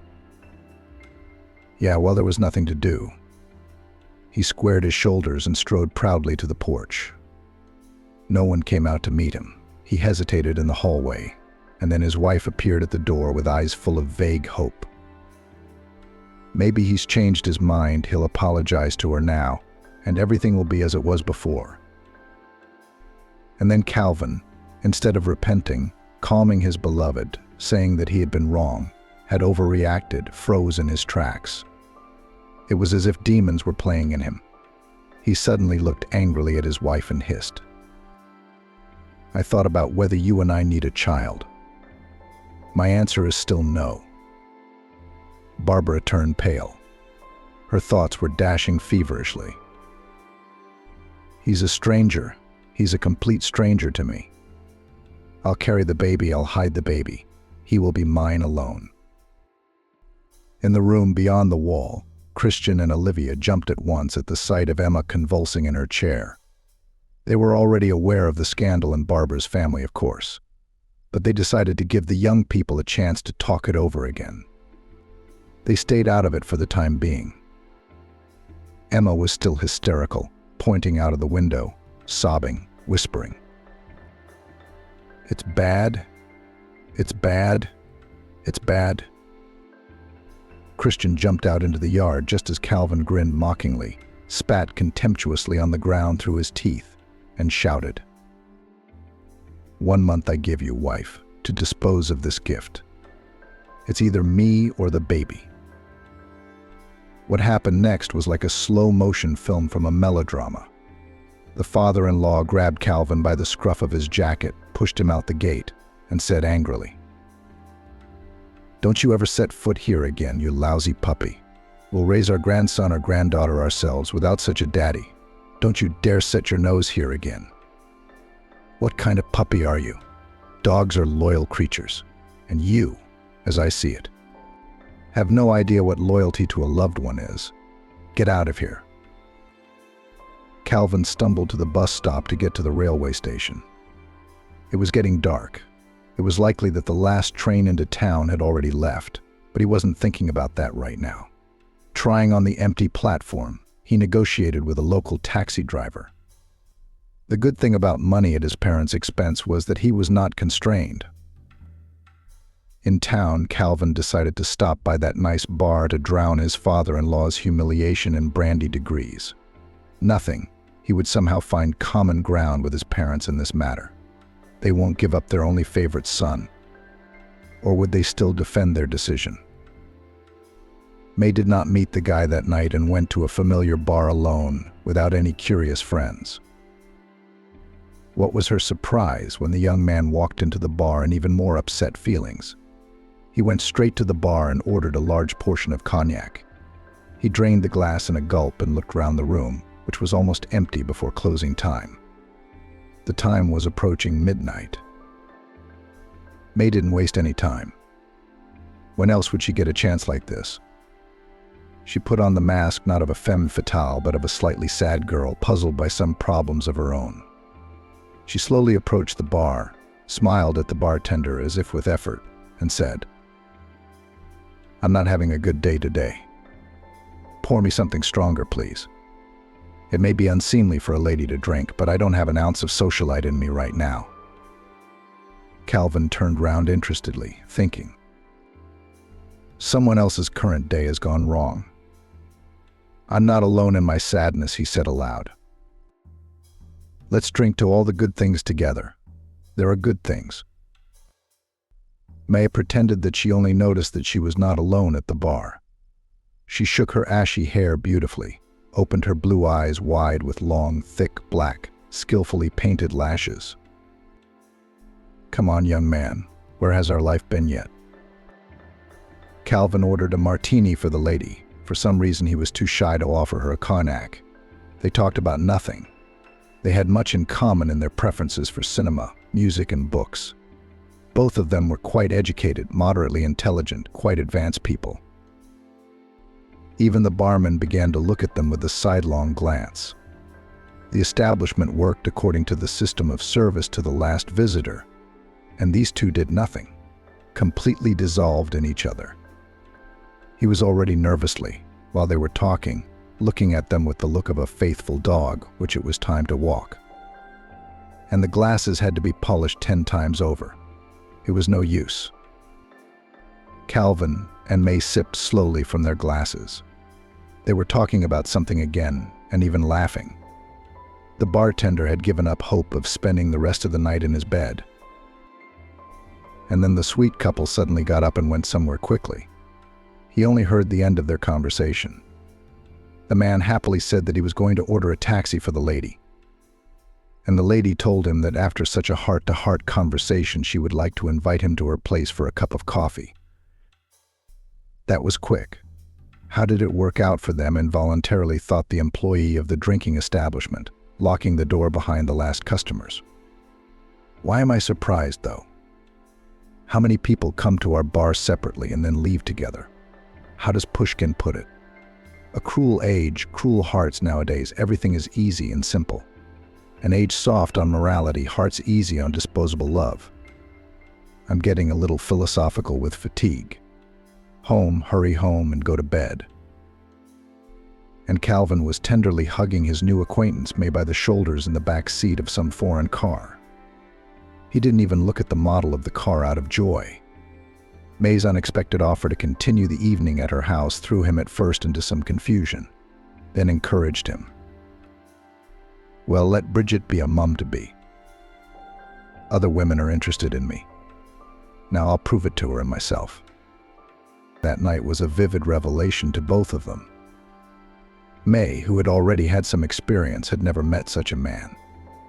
Calvin, to his amazement, realized that intimacy with his wife, which had seemed a miracle to him, was far from sensual perfection. It was just before morning when they both collapsed powerlessly on the pillows. Satisfied with each other, they fell asleep almost simultaneously. Calvin only had time to think. Life's getting better. A couple of hours later, his happy mood was dampened by a call from his mother. Calvin, I'm waiting for news. Are you home from Barbara's yet? My father and I are going to buy some sweets tonight and come over for tea. We'd like to congratulate our daughter-in-law on becoming a mom. It's a very exciting event for every woman. What time do you usually get home? From class. Calvin freed himself from May's embrace, who had fallen serenely asleep on his shoulder. Calvin looked around. His parents absolutely had to know nothing about him waking up in a strange bed with May. He would very much like to continue this wonderful companionship, but introducing her to his parents would be a wild thing to do. Mum, don't worry, he said into the phone. We had a productive talk with Barbara and her parents. Together we decided that it would be a good idea for her to stay with them a little longer. Autumn is pleasantly warm so far. The orchard is full of wonderful apples. The vitamins and fresh air won't hurt her mum-to-be.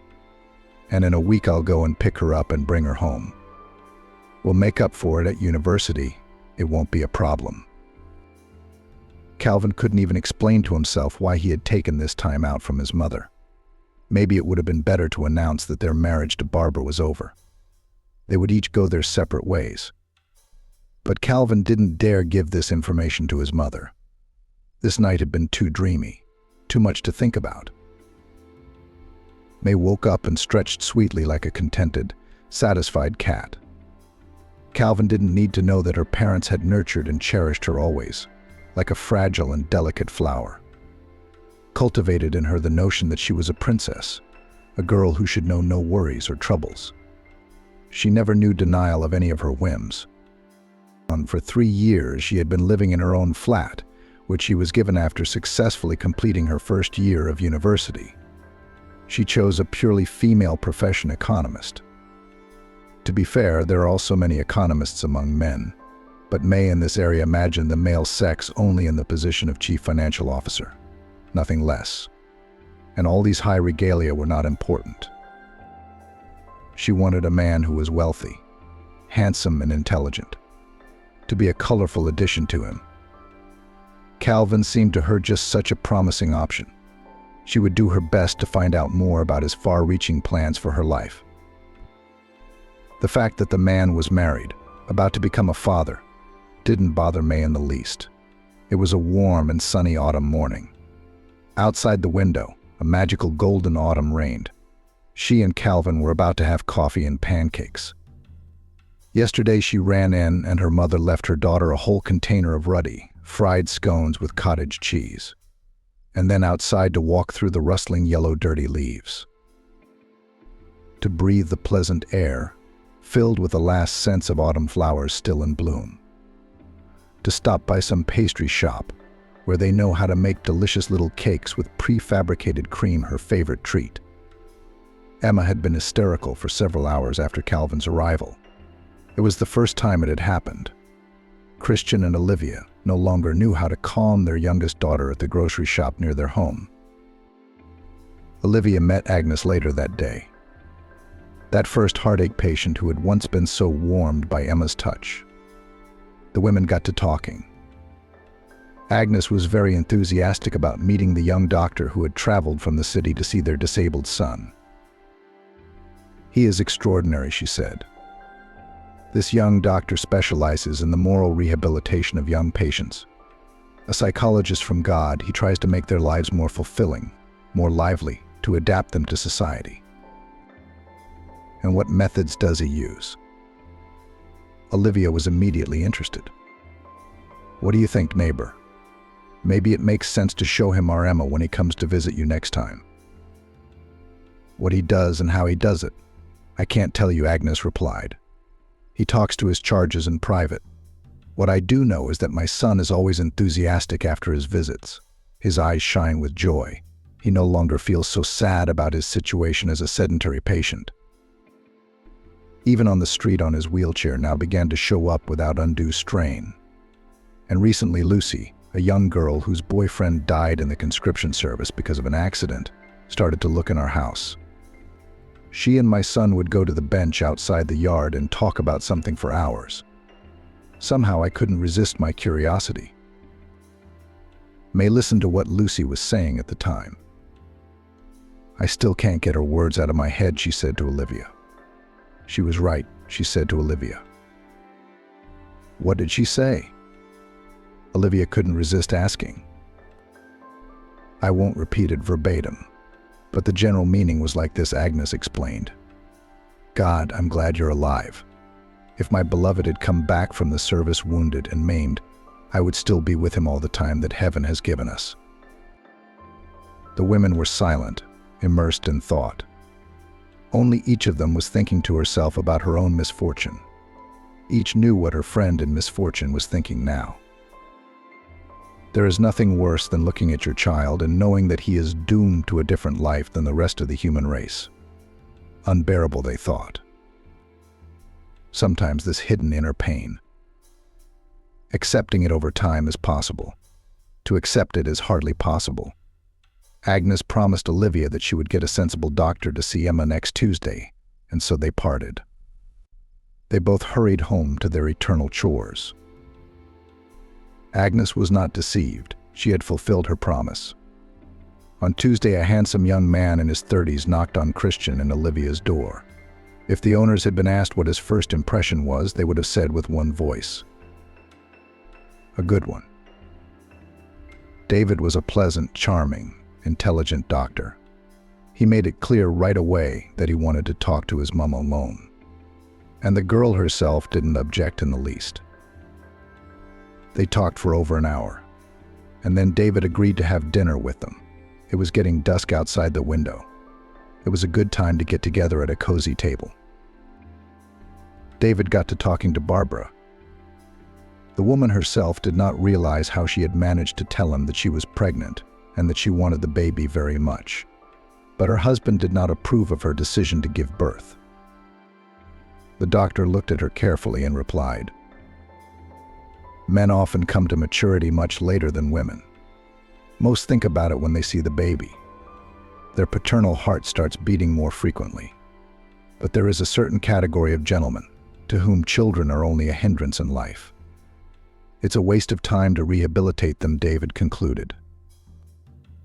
After a delicious dinner, which David praised, Barbara volunteered to escort him to the bus stop. "You know, I don't mind," said the nice doctor. "It would do you good in your condition. The bus stop isn't far. The lanterns in the village are working properly. Mums to be need fresh air like air." And he laughed at his joke without being embarrassed. "Tautology, Barbara," he explained. He was incredibly easy to be with. There was no need to think about what you wanted to say, no need to choose words, No need to be afraid of sensitive topics that affected her ego. This psychologist had clearly chosen his profession for a reason. Emma had not had a single tantrum during the week. Not once had she stomped her feet or thrown her toys. Barbara had met her soulmate. That was the impression David had left on her. David took the train into town and reminisced. Olivia hadn't misjudged his age. 6 months ago, he had been 30 years old. 15 of those years he'd spent making sure that people with disabilities, and congenital diseases smiled at the new day. Their family was considered a real medical dynasty. At the same time, they were not arrogant in the least. David's grandfather was a renowned geologist. His grandmother worked all her life as a nurse in a neurological dispensary. All 3 sons then followed in their footsteps. The eldest became an oncologist, the middle one a surgeon, the youngest a traumatologist. When the only son David was born in the family of the youngest, no one could think that he would want to become a professional psychologist. He loved her very much, his desk mate, his classmate, his childhood friend Sally. David had grown up to be such a tough kid, tall and broad-shouldered beyond his years. He was angular at first, and then he became stately. He and the new girl were put at the same desk in 5th grade. She was thin, a little pale, and very, in his terms, beautiful. Even a short haircut for a boy did not spoil it, on the contrary, made her huge gray eyes somehow very piercing, bottomless, a little pitiful. After a week, he started bringing bright yellow apples with small freckles for her from home. She loved them very much. Sally came from a broken home. Her mother got a job at school with a girl and worked as a cleaner. David and Sally's classmates tried to make barbs about the girl, but he stopped them so sharply and decisively that no one seriously began to mess with the tall boy. Sally didn't want to go to the costume New Year's Eve ball for the middle schoolers. Her mother didn't have the money for what she called a waste of money. So David brought her home for the first time, and he and her mother made Sally a costume of Maya, the little bee from her favorite cartoon, out of gauze, gold tinsel, and black paper. By the ornate Christmas tree on stage, when the costume contest was held, Sally's big eyes made a sensation. The main prize, for some reason a huge blue teddy bear, almost as big as Sally herself, was immediately handed to her by the head teacher. On the 8th of March, in the 6th form, David's mum bought a real Barbie doll for her son's friend. There was no limit to the envy of the girls in the class, but David and Sally had not been interested in all those envious glances for a long time. They walked to and from school holding hands. David was always the first to go to the cafeteria, and he took 2 glasses of tomato juice and sandwiches with Doctor's sausage. After a quick snack, they would run into the classroom to go over the assignment together. Both of them studied only for A's. Sally, petite and wearing a short-sleeved shirt, had become almost a full-fledged member of David's family. After school, they would go straight to his house, where lunch was waiting for them on the cooker. Warming up soup, mashed potatoes, or pilaf, they quickly demolished it all. In good weather, they would go for a little walk in the neighboring park. In cold and inclement weather, they would watch adventure films or fantasy on TV. Their views and taste matched in almost everything they did together. Sally's mum looked past their friendship. The perpetually tired woman had no time to check who her daughter was spending time with and how much time she was spending with them. No problems with her studies, that was fine. A terrible misfortune fell on Sally and David slowly, but rapidly. Once on another winter holiday they went, as usual, to the skating rink. Suddenly a little figure skater, who skates very well, fainted right on the ice, screaming with lights. David, who came up to her, somehow immediately realized that the matter was serious.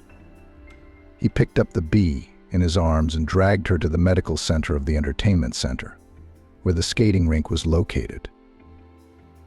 A businesslike woman doctor from the ambulance dictated, "Clearly teenage girl, 15 years old, I assume a heart attack." David went to the hospital with Sally. You should have seen the confused state he was in. The crew allowed him to take a reclining seat in the back of the car. on the way he got everyone up on their feet: his grandfather, his father, his mother, his uncle. Half an hour later, everyone who could support David in his time of need had arrived at the hospital's emergency room. The diagnosis was devastating. A gray-haired cardiologist came out to them and announced that the girl had a neglected congenital heart defect. "Hadn't any of you doctors ever noticed that she might have had sudden blue lips? Weakness?" he asked. David stepped forward. "I spend whole days with her. There's never even been a hint that she has a health problem. She's ahead of the curve in PE. She rarely missed a class. She's on par with everyone else in class." "What can I tell you, dear colleagues?" answered the cardiologist. "The girl seems to have a strong, courageous character. She naturally felt sick, but did not show it. Her ailing heart had weakened, and then there was the slightly delayed age of transition. If she'd had heart surgery as a child, she'd have forgotten about it long ago. We're going to rush her into surgery now, but only a miracle can save her." There was no miracle. Sally's heart stopped. 2 hours later, David's heart stopped right there on the operating table with it. And in the cemetery, among the wreaths of snow-white flowers, David's sturdy figure in a dark jacket seemed from afar like a rock, a monolith frozen by grief. Even those closest to him did not realize what he had put in the coffin for his faithful friend. It was a last gift, a sign of very great love and tenderness. The guy spent the whole day going around all the toy shops until he found a small but very colorful bee Maya in one of them.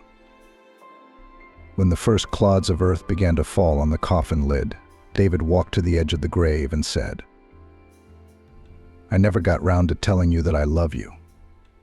I was afraid you'd laugh, because we were only friends. I promise that I will devote my life to curing the deprived, unaccompanied hearts of longing. In your memory, my love. Without you, my world is empty." David kept his vow to his beloved friend, as they say, bulldozed into his studies after her death. He graduated from school with a silver medal, entered the medical university on a budget without problems. All his free time was spent with scientific literature of the medical field. Already in the third year, I knew quite well the works of Carl Jung, Freud, Karlin, Korley, Zinchenko, Grigorenko, Kuzmina. He absorbed their thoughts and conclusions, judgments, sometimes not remembering to whom they originally belonged. But he absorbed everything in a row, as a sponge absorbs water. The boy was not a monk. He understood perfectly well that to keep himself in austerity is at least stupid. He was successful with his classmates, had brief flings, but no one managed to melt the ice in his heart. At first, such hot attempts in his address, many young ladies still undertook, but soon realized that this always a little gloomy young man is not believed in any female tricks. Why he behaved like that remained a mystery. His sad love story was known only to those closest to him. They were not going to talk about it. Then David had a long practice. He asked for a part-time job in the neurological dispensary, where his grandmother once worked. David assessed the situation soberly. Mentally ill people, and those who survived the tragedy, remaining mentally healthy but lost due to their grief. For society, these are two big differences. The public in the treatment center was diverse. For himself, he singled out a few cases where it seemed to him that mental illness was a natural extension of the immense grief of losing a loved one. Evelyn, 40, had been admitted to a neurological institution after she began wandering around the entryway dressed as a ghost. She could not accept that her beloved husband had been killed in a car crash. He came to her in sweet dreams almost every day, saying that he was near, just lives now in a parallel world.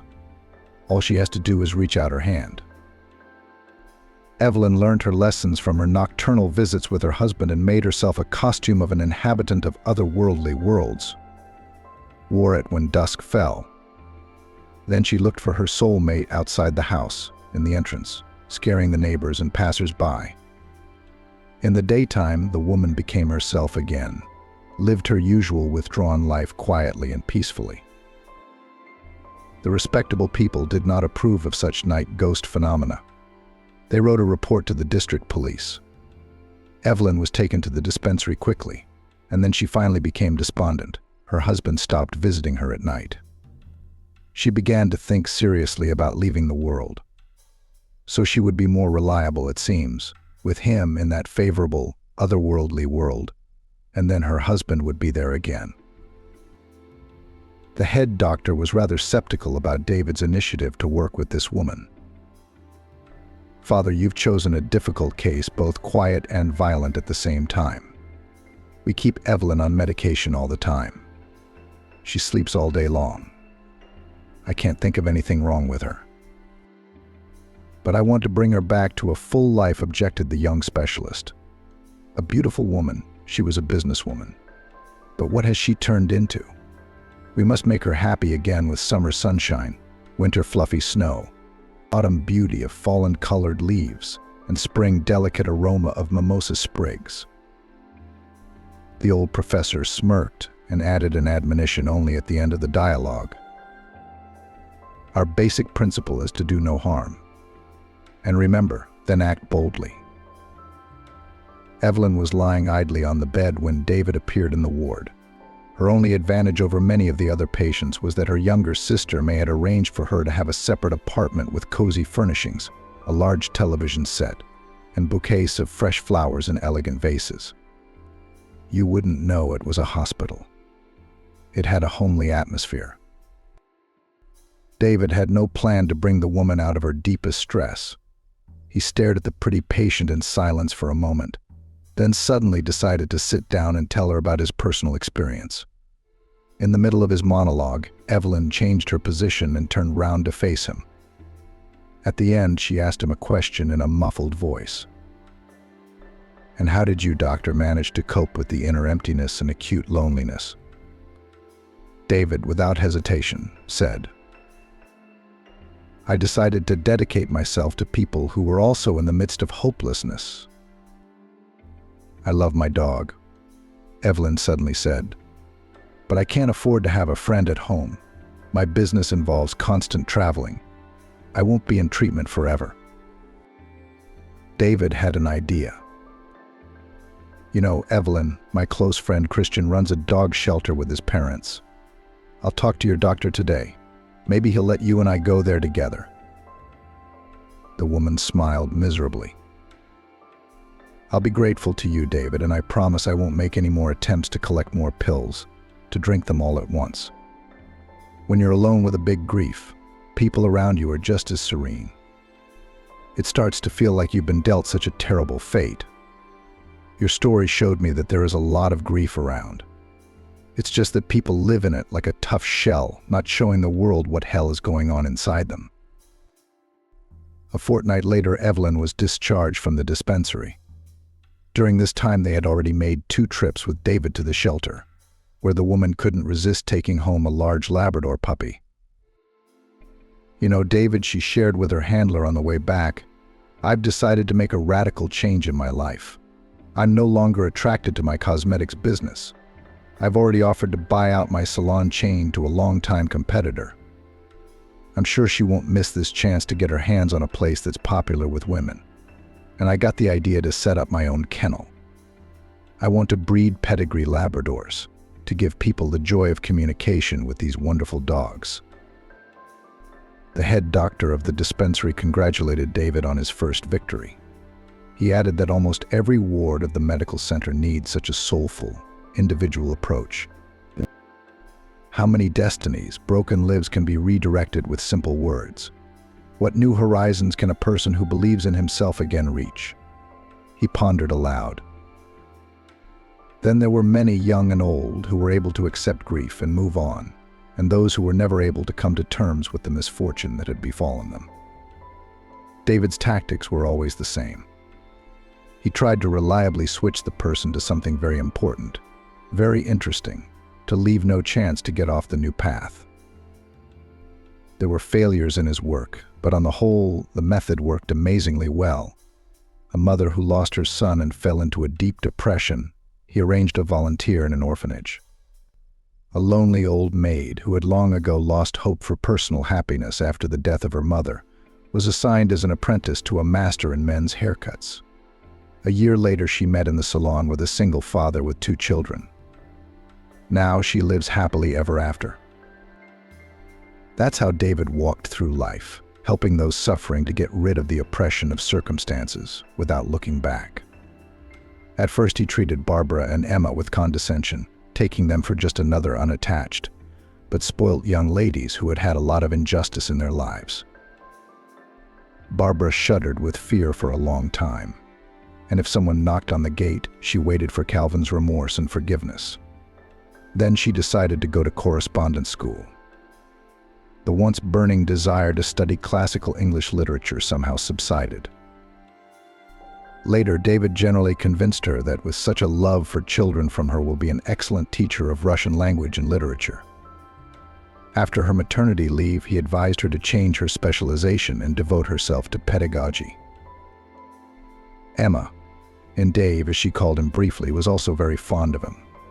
With his help, she learned to get out of her wheelchair and back into it easily, and to move around the house and garden a little on her own. However, she still preferred her mentor to be somewhere near her. Barbara's belly had already rounded up considerably. She was a couple of months away from giving birth. Winter was over, with all its long, magical holidays. Spring was blooming with the blossoming of fruit trees. The day was getting longer and the nights seemed shorter. David found himself looking forward to Tuesday more and more often. He couldn't wait to see Barbara again. Suddenly, he found himself watching her as she poured his coffee, sliced apples for jam, and did her simple hairdo. This young woman seemed so cozy and homely to him. At times, Barbara would fall silent, as if listening to herself, trying to determine what her long-awaited baby was doing. Then her face would always light up with a smile, and David would avert his eyes in embarrassment, thinking that she looked like Madonna, as innocent and perfect. After a while, the man realized it had happened. He had fallen in love again with Barbara, who was due to give birth in a couple of weeks. He didn't share his feelings. This young woman had already gone through the betrayal of a loved one and was able to overcome it honorably. But David was not sure that in Barbara's soul there was no hope that her husband would come at least to meet her from the maternity hospital to see her son. The ultrasound had long ago revealed that Barbara was having a boy, and she hoped he would mellow out and want to be near his family. Calvin hadn't shown up once in all this time. Only his parents came to visit with an unexpected offer to sell the flat and return the money invested in it to Barbara's parents. The boy would have to be raised, brought up, educated. The mother-in-law considered her decision wise and logical. Barbara herself remained silent during this conversation. David was right. She still hoped in her heart that time could be turned back. Despite the fact that, according to her mother-in-law, Calvin was already living with another woman. She knew her husband well. He'd made a mistake, fallen for some other woman. She's pregnant, not so attractive now. Vain hopes, vain tears in the pillow at night, a woman's loneliness. Calvin lived for his own pleasure, barely remembering his family. Calvin and May initially hid their relationship from the man's parents for a long time. At his request, May pursued with persistence the cherished goal of winding up and marrying Calvin. She sat by his side when he needed to do his studies. Although she was a year older, May successfully defended her degree and got a job as an aspiring economist in a small firm. Calvin passed the session, moved to the final year, became a good employee in a law firm, where he recently got a part-time job. Now he was an assistant lawyer on family cases there on full rights of a staff member. In the law firm, no one guessed that career success clever Calvin was due to a quiet, modest, but clearly talented guy who came to the lawyers to practice. The newcomer had a phenomenal instinct for successful, profitable deals. He did not get involved in the cases himself, but a couple of times hinted to Calvin for which divorce proceedings should be taken up and which litigation companies to join. Having already won twice in complex litigation, Calvin suggested to the chief the best line of behavior. He was going to take his new girlfriend May somewhere in Turkey, Tunisia, or Egypt, Suddenly, he was shocked to hear from his own mum. "Son, I turned a blind eye to your relationship with May. I thought you would come to your senses and think about it. But my hopes were not fulfilled. There's not much time left before our grandson is born. Father and I don't want to be mean and greedy people. I'll give you a week to vacate the flat. We'll sell it. It is decided to give all the money to your wife to support the boy." Looking ahead, we can tell you that Calvin's conscience about welcoming his wife and son from the maternity hospital did not even think of waking up. On the day of the birth of his child, he slept serenely at home. The holidays after the session were in full swing. Then he went to the supermarket to buy a couple of bottles of wine for dinner. That evening, Calvin had his first nervous conversation with May. She was so used to living in a spacious two-bedroom flat that she didn't want to move the two of them into her studio flat. From here, her work was within walking distance. The infrastructure here wasn't the same as near her own flat on the outskirts. Another ultimatum appeared in Calvin's piggy bank. "We've been together for over 6 months, honey. It's time to make a decision. What are your plans for me? If we are to have a real family, not just a cozy pastime, you will take responsibility and provide your woman with both a place to live and means to live. Exactly a trouble-free existence." The man was at first a little taken aback by such a statement, but then he remembered a busy conversation with a talented trainee. In his mind, he instantly conceived a plan to earn a decent sum of money for at least a year of the life to which May was accustomed. He could no longer do without this resourceful person, hot, beautiful companion at all the parties in their youth group, surprisingly even sometimes a good hostess. Calvin had no way of knowing that May's friend's cleaning company did the cleaning in his flat, and that the pickles in the fridge came from orders placed at cafes and restaurants. "There will be a beautiful life for you, and there will be prosperity," Calvin proudly replied to his friend. Inappropriately recalling the children's poem "The Old Man," which his mother liked to read to him before bedtime, Calvin said, "I have a plan. I'm sure it will work." May's gratitude gave Calvin even more confidence that the plan would go well. The next day, he didn't go to work, he ran there. Calvin's plan was simple. Yesterday, stammering, blushing and pale, an intern had told him that a client had made him an indecent proposal. Calvin had thought at first that the customer's outburst was of a different nature, but it turned out to be otherwise. The client offered the guy to steal one of the documents in the case of divorce proceedings with his wife.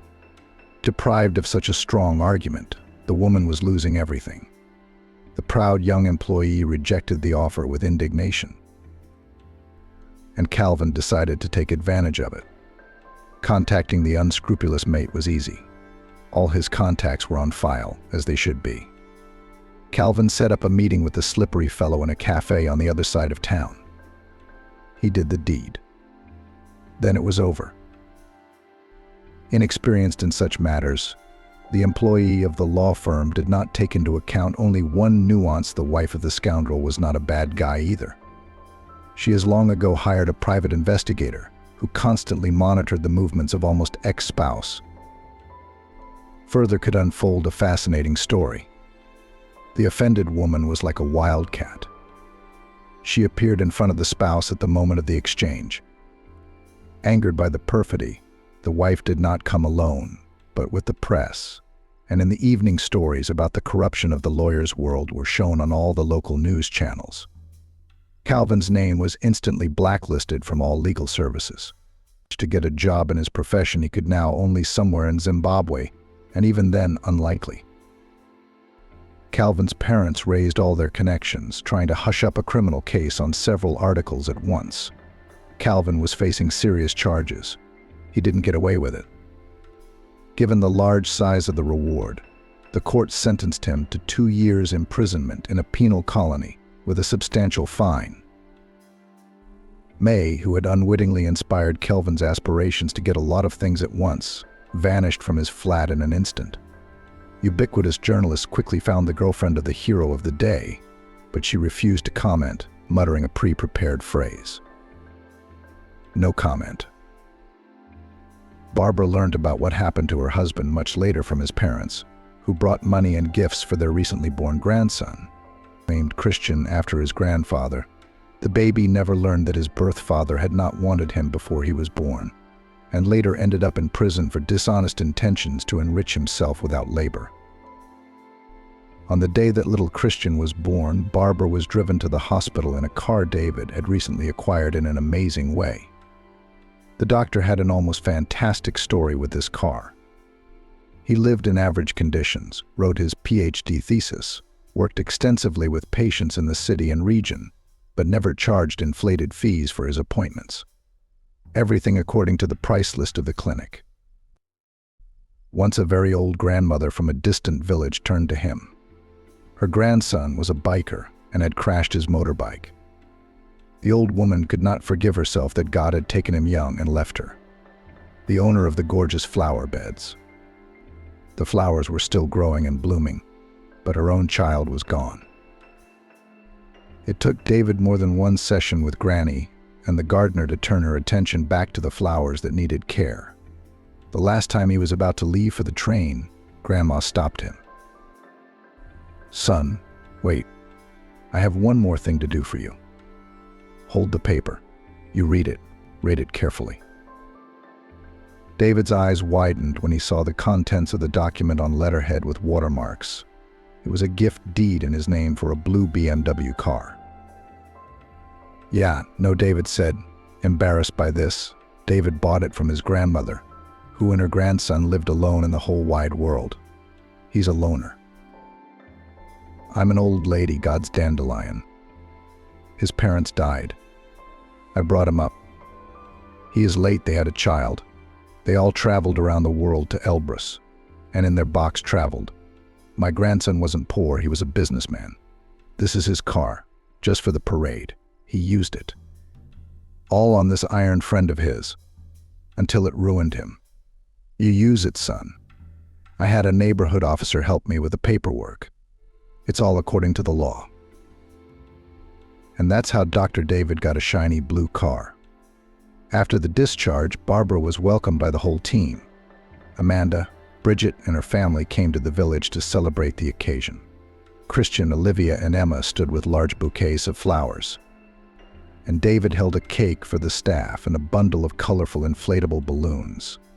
Barbara froze with a bundle with a baby in her arms and admired him fondly against the clear azure sky.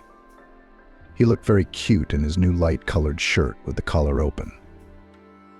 Suddenly, one of the red balloons, painted with hearts, burst with a deafening sound. Barbara laughed and suddenly realized that she no longer loved her husband Calvin.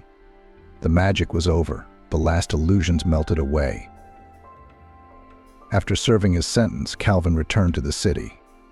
He did not like to talk about his stay in prison. On all questions, parents answered sparingly. He was now legally unable to get a job as a lawyer. May changed her phone number. Through mutual acquaintances, he learned that she was about to marry some fashion designer with great prospects. Emma was upbeat. She had long ago disproved the doctor's assumptions that she was destined for a short life. The villagers still came to her to look into her kind eyes and believe in a bright future. She paid attention to everyone. She was still the sunny little girl that Betty the witch doctor saw in her. David and Barbara had a daughter, Megan, a year ago. There was no other name for her, her parents had decided. Dr. David has finally moved to the village, settling into his inpatient office. Now people from both the city and the region were coming to see him. Calvin carefully washed a window in the restaurant, fulfilling the task of the cleaning company, which he miraculously managed to get a job in. A chance meeting with May's friend, who had been in the cleaning business for a long time, had helped. This young lady was once very jealous of May and had a little crush on her handsome boyfriend. Now Calvin has already lost his former gloss, has become somehow vague and shabby. A woman's heart is not made of stone. The owner of the cleaning company really needed a tall, strong worker, not afraid of heights. Her female employees were afraid of working at heights. Word of mouth, she offered Calvin the vacant position. He enthusiastically accepted. I must say, he was surprisingly fast and high quality, as if he was born for this job. Now the man in overalls, carefully rubbing the shiny surface with a special compound, began to rub the formed deposit of thick white foam over the entire area of the glass. A blue foreign car pulled up in front of the restaurant. An imposing man came out of the saloon, holding the hand of a boy of about 3 or 4 years old. Next to him, a lovely woman with a little girl in a beautiful dress in her arms stood proudly. Calvin couldn't believe his eyes at first. It was his ex-wife Barbara, but so charming, full of aristocratic dignity. And when he thought, "We have English roots, hence the lords and ladies. Misty Albion." No wonder he splashed the foam on the glass once more, endeavoring to rub the surface of it to an incredible luster. It seemed to him now that this was his way of washing his tangled soul. He had once dropped his dignity, his happiness, and his future to the ground. Would he be able to pick it up?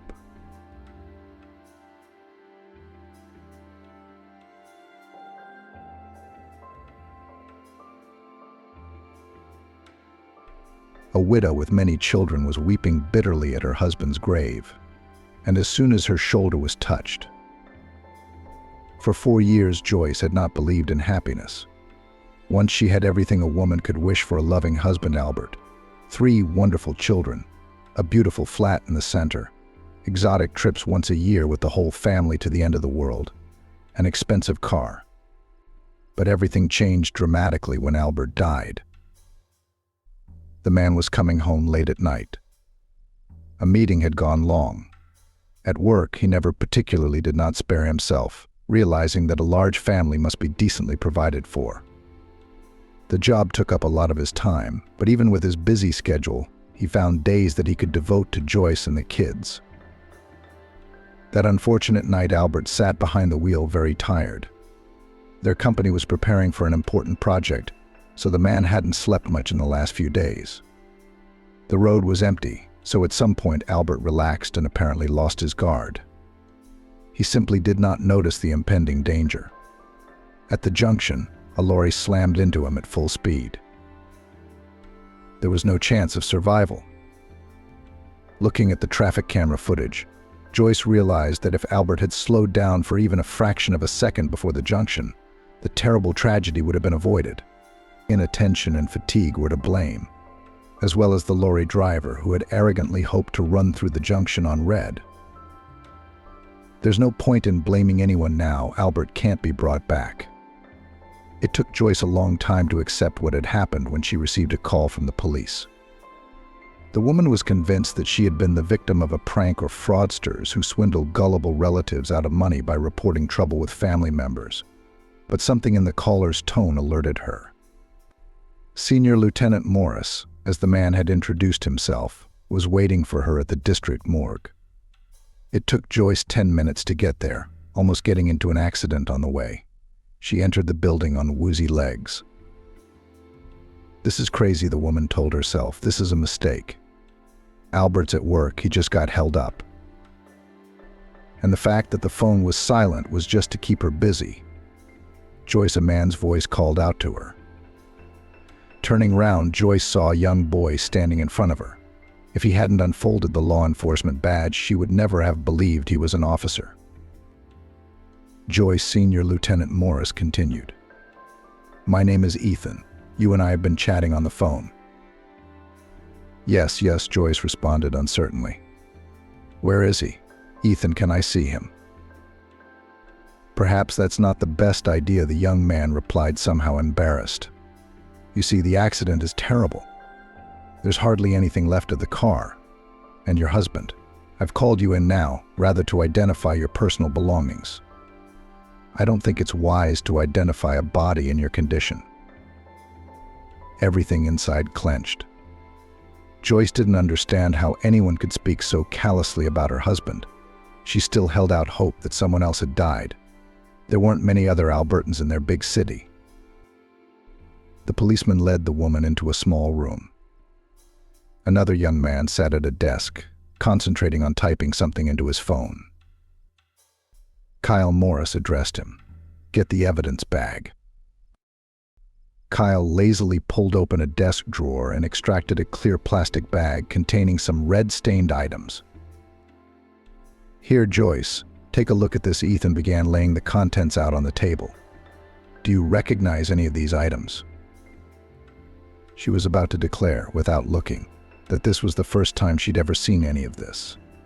But then the gold pendant she'd given her husband on their wedding anniversary caught her eye. The woman reached for the shiny rectangle, but her legs gave out. Ethan managed to pull up a chair for her. Everything in front of Joyce's eyes swam. She drank the water offered by the policeman. "Yes, those are my husband's things," the woman spoke in a trembling voice. "We need to make our way to the station now. Fill out paperwork and watch the security footage," Morris addressed her. Joyce didn't care anymore. Her whole world had collapsed overnight. What did she care about paperwork? She had fallen into a kind of half-remembered oblivion and reacted to the words of the staff, clutching Albert's pendant tightly in her hand. All she cared about now was how to tell her children that their daddy was gone. After the funeral, Joyce had stopped caring about what was going on around her. The children were looked after by a nanny, and Joyce herself began to drink in secret. To the housekeeper's criticism of her constant pulling of bottles out of the bin, the woman did not react. She locked herself in her room and spent long hours looking at pictures of their once happy family. This went on for months. Waking up on a frosty winter morning with a severe headache, Joyce felt as if she had woken up. She looked around at the mess around her and cried. Only now did she finally realize that Albert would never again come into their bedroom, hug her, or call her to eat the cheesecakes he always made for the family on weekends. When the woman left the room, the first thing she did was head to the kitchen. Everyone in the house was still asleep. The clock showed only the beginning of 7. Joyce was determined to prepare her husband's speciality. Her relaxed body didn't obey her. It was only on the 3rd attempt that she managed to knead the dough. When the last cheesecake was transferred from the pan to the plate, Catherine came into the kitchen. Her eldest daughter was 8, but she was remarkably advanced for her age. "Mummy?" the little girl wondered. "Are you up already?" "Yes," Catherine, the woman, tried to smile and hugged her daughter tightly. "I wasn't feeling well, but I'm fine now." "You made Daddy's cheesecakes," Catherine wondered. Of all the children, she was the only one to realize that her father was gone. James, who was only 5, cried for a long time, but he couldn't understand what was happening. Elizabeth was just a baby, unable to comprehend such information. "Mummy, are we going to have things back to normal now?" Catherine asked hopefully. "Yes, Catherine," Joyce sighed heavily. "It won't be the same. But we're strong, aren't we? We'll try to manage somehow." Catherine sat looking at her mother with a confused look. The girl could hardly believe her words. The woman had lost a lot of weight. Always neat, stylish hair turned into some kind of crow's nest. Under the eyes, darkened horrible circles. Her hands were treacherously shaking. "You know what?" Joyce suddenly suggested. "Why don't we have a beauty day this morning? Just the 2 of us." They used to have this kind of entertainment regularly, having been the first in the family. Catherine had everything a little girl could want. Therefore, hearing her mother's proposal, the daughter, without hesitation, agreed. While they were talking, James and Elizabeth entered the kitchen, accompanied by Cassandra and the Harrison family's invariable nanny. His brother held the little girl's hand with care, leading her like a princess. "Mammy," the little one shouted with glee as they embraced her. They were used to seeing their mother in the kitchen in the mornings. Joyce rarely left the room, trying not to let the children notice her condition. "My good ones." Joyce smiled as she hugged the little ones. "Good morning, Cassandra." "Good morning. I see you're in a good mood today," Cassandra replied gently. There was relief in the woman's eyes. She had been worried about Joyce lately. She had been working for the family for 8 years now. In that time, she had grown accustomed to everyone as family. With Albert's death, everything had changed. But watching Joyce fade away was unbearable. Cassandra had moved in willingly to help out and take on some of the responsibilities of a hostess. Aunt Cassandra Catherine said to Nanny, "Mummy and I are having a beauty day today." "Oh, you don't say, my dear. It's about time. It's better than being cooped up in 4 walls." After breakfast, Joyce and Catherine went on their beauty expedition, as they called their visit to the salon. Joyce was quickly tidied up and Catherine had her charming braids braided. However, there was a hitch at reception. "Ladies, the payment didn't go through," said the receptionist, smiling guiltily. "Let's try again. It happens sometimes." When the payment failed several more times, Joyce became seriously worried. Taking cash out of her purse, the woman paid. Getting into her car, she called the bank and reported her problem. Joyce, the employee, answered politely, "You see, the account to which your card is linked has been frozen. I can't give you the details over the phone. Come to the office." Joyce and Albert shared an account. The woman never gave much thought to how much money was in there, knowing her husband made a very good living. The message about the freeze left her confused. "Of course, it's some kind of technical glitch," the woman convinced herself. "Now I will go to the bank and find out everything." But the bank said nothing comforting. On the contrary, the situation seemed much worse. The account was arrested and blocked. Albert had some debts that Joyce had no idea about. "They never had any secrets from each other," the manager said monotonously. "Even if you inherit now, you can't unfreeze the account. By law, debts are inherited too. So what's left? Either sue, trying to recover the money, or accept it." Neither of which Joyce was happy with. Suddenly fear came to her throat. "What is this?" the woman thought with horror. "There's no money. What am I supposed to do now?" Joyce had never worked, having been fortunate enough to marry a wealthy and promising man. A student, Joyce initially worked part-time as a translator, dreaming of a career as an international translator. But her husband was adamant. "I am capable of providing for you so that you will not deny yourself anything for the rest of your life."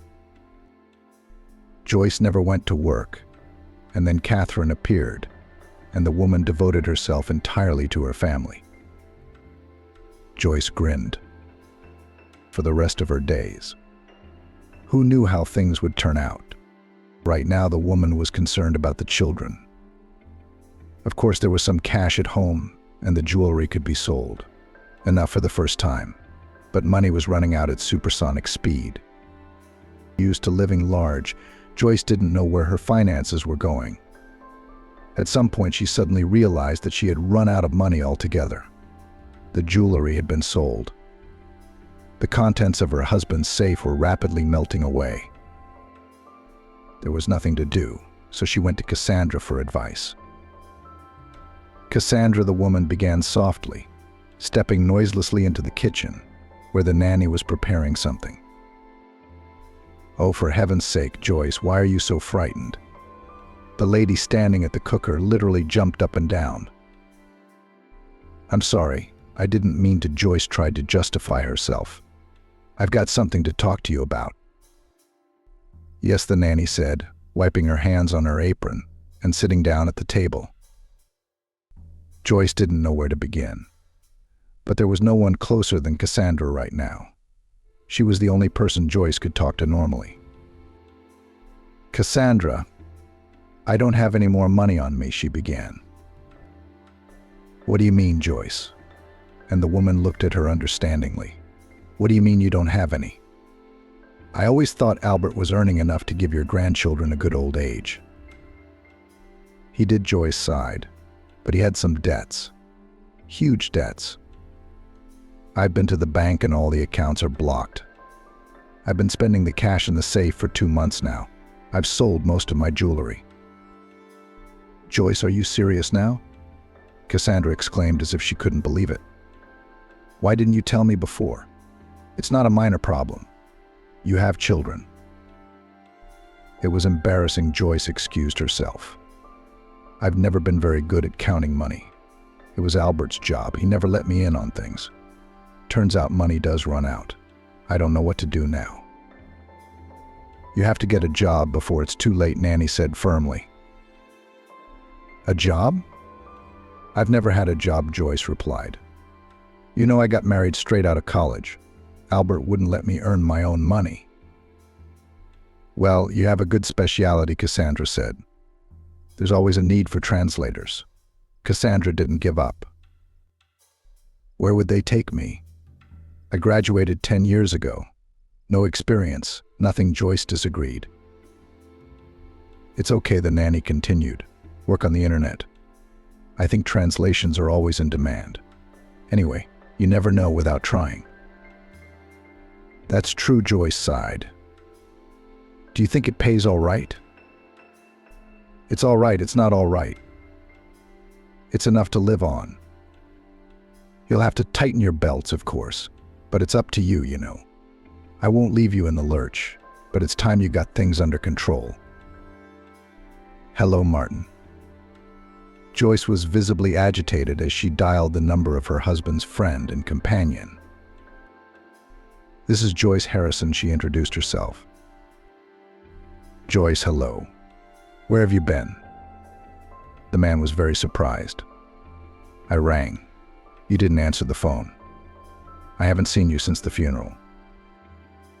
Well, you know, I was in such a state I didn't want to see anyone. Joyce sighed heavily. Martin, I need to talk to you. It's a serious problem. I think you can help me. No problem, Martin answered in a confident tone, giving Joyce hope. Half an hour later, Martin was in the flat. It had been 6 months since he had visited his friends. Without Albert here, everything seemed somehow alien. The men had been friends since high school. They'd been through a lot. They opened their own business, shared both profits and losses. After the wedding, Albert was a little distant, but Martin did not take offense. He understood everything. He had no family of his own. His personal life was replaced by his favorite job. Joint business did not connect them for a long time. He accumulated capital. Albert went on a solo voyage, engaged in real estate, and Martin remained a small businessman. But doing what he loved, it didn't affect their friendship. What happened to you? The man asked. Martin, Joyce began. Tell me, did you know anything about Albert's business? What do you mean? Well, I was at the solicitor's yesterday. I'm about to inherit the estate. It's been 6 months. I've got to make it official, Joyce suddenly stammered. And Martin didn't quite understand what she was getting at, or what it was about the inheritance. What's the next step? Isn't it a joy to get millions and not know where to put it? So she turned to an old friend for help. Joyce continued. No, Joyce said in a tone that alerted Martin. You see, Albert had huge debts. He never said anything to me about it. So I was wondering if you knew anything. They showed me some papers, some loans, some private loans, some receipts. And now I've got to pay it all back, you know. What are you talking about? Martin was genuinely surprised. What debts? I always thought that you were doing very well. I was jealous, to be honest. So? It's a lot of money. Astronomical. I don't understand it myself. I thought he was making good money. I spoke to Jack, his assistant, well, he told me that Albert had been really looking to expand lately. He's probably got the money to do it. I just can't understand why he didn't do it on behalf of the company. I take it you're worried, Martin said, and how much is there to pay? A lot to pay out, Joyce sighed. They blocked all the accounts, but I'm still short. I think I'm going to have to sell the flat. Really? Martin was genuinely surprised. The sum seemed to be really impressive. In his estimation, the Harrison flat was worth a lot. Center, prestigious building, huge space, designer finishes. Joyce had told him how much he needed to pay off his debts. Martin even whistled in surprise. "Tell me, will you help me with the deal?" Joyce asked. "You know, I don't know anything about this sort of thing. I'm afraid of running into crooks and losing the price." "No problem," Joyce said persuasively. "Tell me, where are you going to live? Maybe a cheaper option. I realize you're used to luxury, but you don't have much choice now. As they say, it's not a matter of living large, it's a matter of living well." "Of course, Martin, I've had to say goodbye to luxury," Joyce agreed. "And it would be nice to have enough for a 2-bedroom in the suburbs. There are 4 of us, after all, but there's no need to consider a decent one." "I understand," Martin nodded. "I'll try to find suitable options." "All right, I'll get started right away so it won't take too long. Let me take a picture of the flat. I've got a good realtor in the neighborhood. He won't let you down." Mammy James interjected, "Where's my room?" "This is where you and Catherine will live." Joyce opened the door to the tiny bedroom. "We'll put the beds here, and there's a table and a wardrobe." "No, I don't want to live with Catherine. She's mean and greedy. I want my room back." The little boy whimpered. "Honey, we're going to live here now. Don't you love it? Look how green the yard is. You'll even have your own tree." By your own tree, Joyce meant a huge cherry tree, whose branches were literally breaking through the window of the future nursery. "And Elizabeth?" James persisted. "Elizabeth will live with me. There's plenty of room for us." Trying to smile, Joyce answered her son. Catherine entered the room. The girl's face showed that she was not happy about her new home either. "Mama," she began, "tell me, are we poor now?" "What are you saying?" Joyce tried to evade, though she knew it was useless to deceive her daughter. "Well," Catherine looked at her seriously, "the whole flat is smaller than our kitchen. And we drove an hour to get here. Why are we moving?" "Mummy, I'm not stupid. Just tell it like it is." Joyce took her daughter aside. She didn't want James to get hysterical when he caught some of the phrases. "Daughter," she began, "I don't want to deceive you. You're right, we don't have any more money. It's just the way things are. But now we have to learn to live again. I had to sell the flat. A lot of things will change. But the important thing is to stay together. Isn't it?" Joyce looked hopefully at her daughter. The girl's mind was going through an intense process. She seemed to be relating what she had heard to everything that had happened lately. For a moment, her eyes lit up. "Aunt Cassandra isn't coming back, is she?" Catherine asked disappointedly. "If we don't have any more money, we won't be able to pay her." "Catherine," Joyce hastened to reassure her. "Cassandra won't leave us. We're like family to her. It's just that we will see her less often because she will have to work somewhere else. But she'll be happy to come round at weekends, won't she?" "Who's going to look after Elizabeth and James then, whilst at school?" the girl asked. "Well, I'm working at home for the time being, and then I'm thinking of putting them in kindergarten," her mother said with sincere faith in her voice. "And you yourself are ready to move to a new school?" continued questioning Catherine. "Mummy, I understand everything. I'm already quite big," she said in a serious tone. "What does it matter where to study? I can think for myself." Sometimes Joyce was amazed at how mature her daughter was. They couldn't afford the old grammar school. Thank goodness they had managed to get the child into a neighborhood school, which was really quite good. But still, it is a stress for the girl, accustomed to classmates and individual approach of teachers. And with kindergarten for the younger ones, it was necessary to solve something. It turned out that it was not enough just to bring the children. The queue was huge, and Joyce could not afford a private institution. The cost of attendance seemed exorbitant. And then there were the 2 children. Cassandra's services, of course, had to be dispensed with as well. The kind woman had agreed to help with the household chores, but Joyce felt she had no right to exploit her all the time. She managed to find some work, but translations from French were of little interest now. Everywhere there was a need for specialists in Asian languages, of which the former student had only a vague idea. Anything she could earn was gone in a flash. The money left after paying all Albert's debts was barely enough for a small flat in a residential area and a small reserve, which Joyce put aside for the last resort. There was still a car, but a woman with 3 children didn't want to deprive herself of mobility, although the maintenance of a premium car also cost a lot of money. Attempts to get an official job as an interpreter in an international company failed.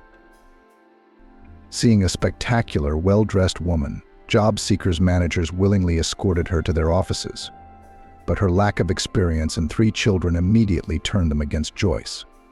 After a few such interviews, she gave up trying. Such conversations hurt her ego. So, and remained, in his opinion, forced to work part-time casual translations of modern French authors. The editor was in no hurry to pile orders, so the cash flow in the family did not turn into a stormy river. 6 months after the move, Joyce realized that the money is catastrophically lacking. She still had to sell the car, exchanging it for a simpler car. The school Catherine went to, although it was not elite, still required huge expenses.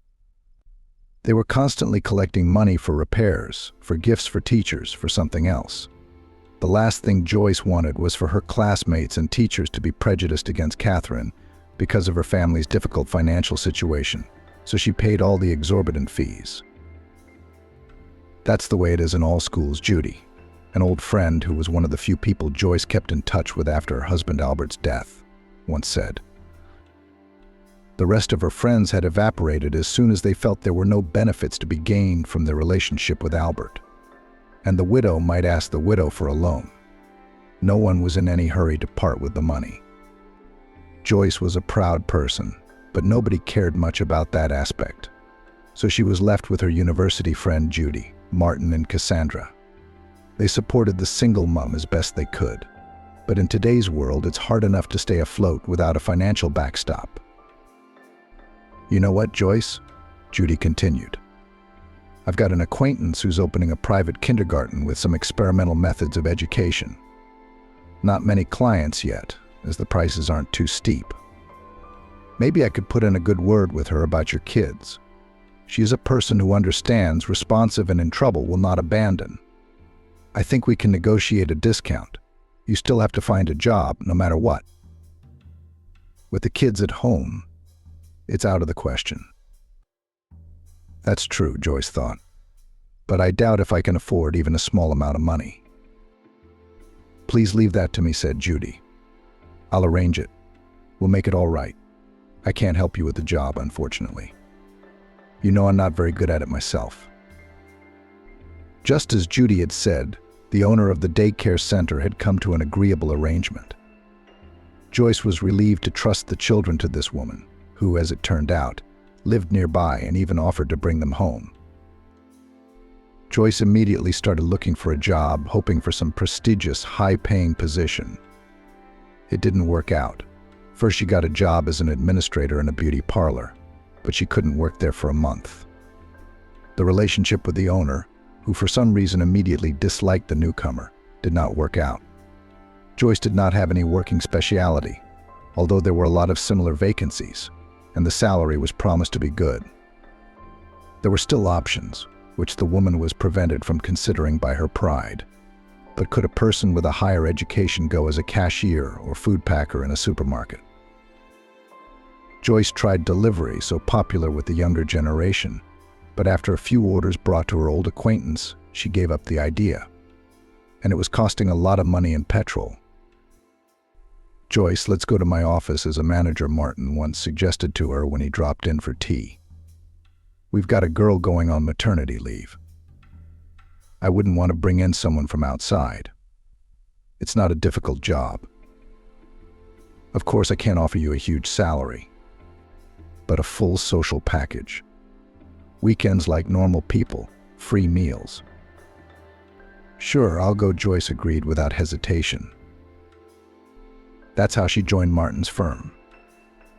Things were not going well at the new place. No, the woman coped with her duties in full. But relations with her co-workers had been frayed from day one. All the women working for Martin were convinced that Joyce got her position because of the chief's favor. Some ladies were openly jealous of her striking appearance and were quick to invent another unflattering gossip about her private life. But Joyce paid no attention. All she was interested in was how to feed herself and her children. Besides, her job left her enough time to do translations. However, the woman had no weekends at all. Even joint walks with the kids remained only a dream. Thank God, Cassandra came to the rescue, helping to make ends meet. Joyce had learned to live without her husband. "Mummy," Catherine said from the doorway when she saw Joyce staring at her laptop. "I don't think you've forgotten, but I'll remind you. James turns 9 this Sunday, and we haven't even bought him a present yet." It's like Joyce woke up. "Are you serious? Sunday already? What's the date today?" "Oh, Mum, you're so funny," she marveled at her daughter. "Greetings to distant space travelers from Earthlings. On our planet today is Tuesday, the 4th of September. The time is 1837. "I'm really confused about the days at work," Joyce confessed. "It's been a nightmare today, and I've got a translation due. I couldn't get round to it." Joyce seemed exhausted. In the 4 years she had spent as a widow, a lot had changed in her life. She still worked for Martin. She was no longer the office manager, but his personal assistant. Her salary was rising in line with inflation. Joyce still hadn't learned how to cope with the problem of being broke. Catherine had become a teenager with growing needs. James had already started 3rd grade, and Elizabeth would be starting school next year. Joyce worked hard to give her children everything they needed. But quality clothes and newfangled gadgets cost a lot, and the woman did not want her favorite offspring to stand out from their peers. Of course, Catherine constantly argued with her in the shop, choosing things simpler and cheaper. But Joyce couldn't be persuaded. "Let me finish early tomorrow," her mother continued. "You and I will go shopping and pick out something interesting. Do you know what he'd like?" "Oh, Mum," Joyce. "Shame on you. You've forgotten all about us. You don't even know what your son is interested in." That's it, said Catherine. "I'm joking. I understand perfectly well. You're not a little girl, I know everything. I'll show you when we get there. We'll have to stop by the Albion shop." "All right, my daughter, whatever you say," gave up mother. "There should be enough money. I hope I've been saving." Catherine vanished out the door, leaving Joyce alone with her thoughts. 4th of September, the woman reflected. After all, the day after tomorrow will be 4 years since he's been gone. We'll at least have to go to the cemetery. Joyce went to her husband's grave once a year. She couldn't stand it any longer. To see his smiling face etched on the black granite slab. She couldn't. Immediately, a heavy wave of memories of the past came crashing down on the equally hard granite of the present. She had never taken the children with her. Only once Catherine had traveled with her, but seeing her daughter's tears was even more unbearable than her husband's stony smile. After leaving work early, Joyce took her usual route. Martin, having learnt where his assistant was going, offered to give her a lift. But it was important for Joyce to make the journey alone. There were no traffic jams yet, so she reached the cemetery quickly. On the way, she stopped at a flower shop and bought 4 snow-white roses tied with black satin ribbon. The shop assistant smiled sympathetically at her, adding even more tragedy to the situation. At the cemetery gate, Joyce did not see the typical picture of peddlers soliciting paper flowers.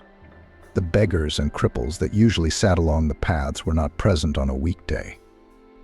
Only the sounds from the granite workshop and the few wreaths gathered near the entrance reminded her that this place still had something to do with the world of the living.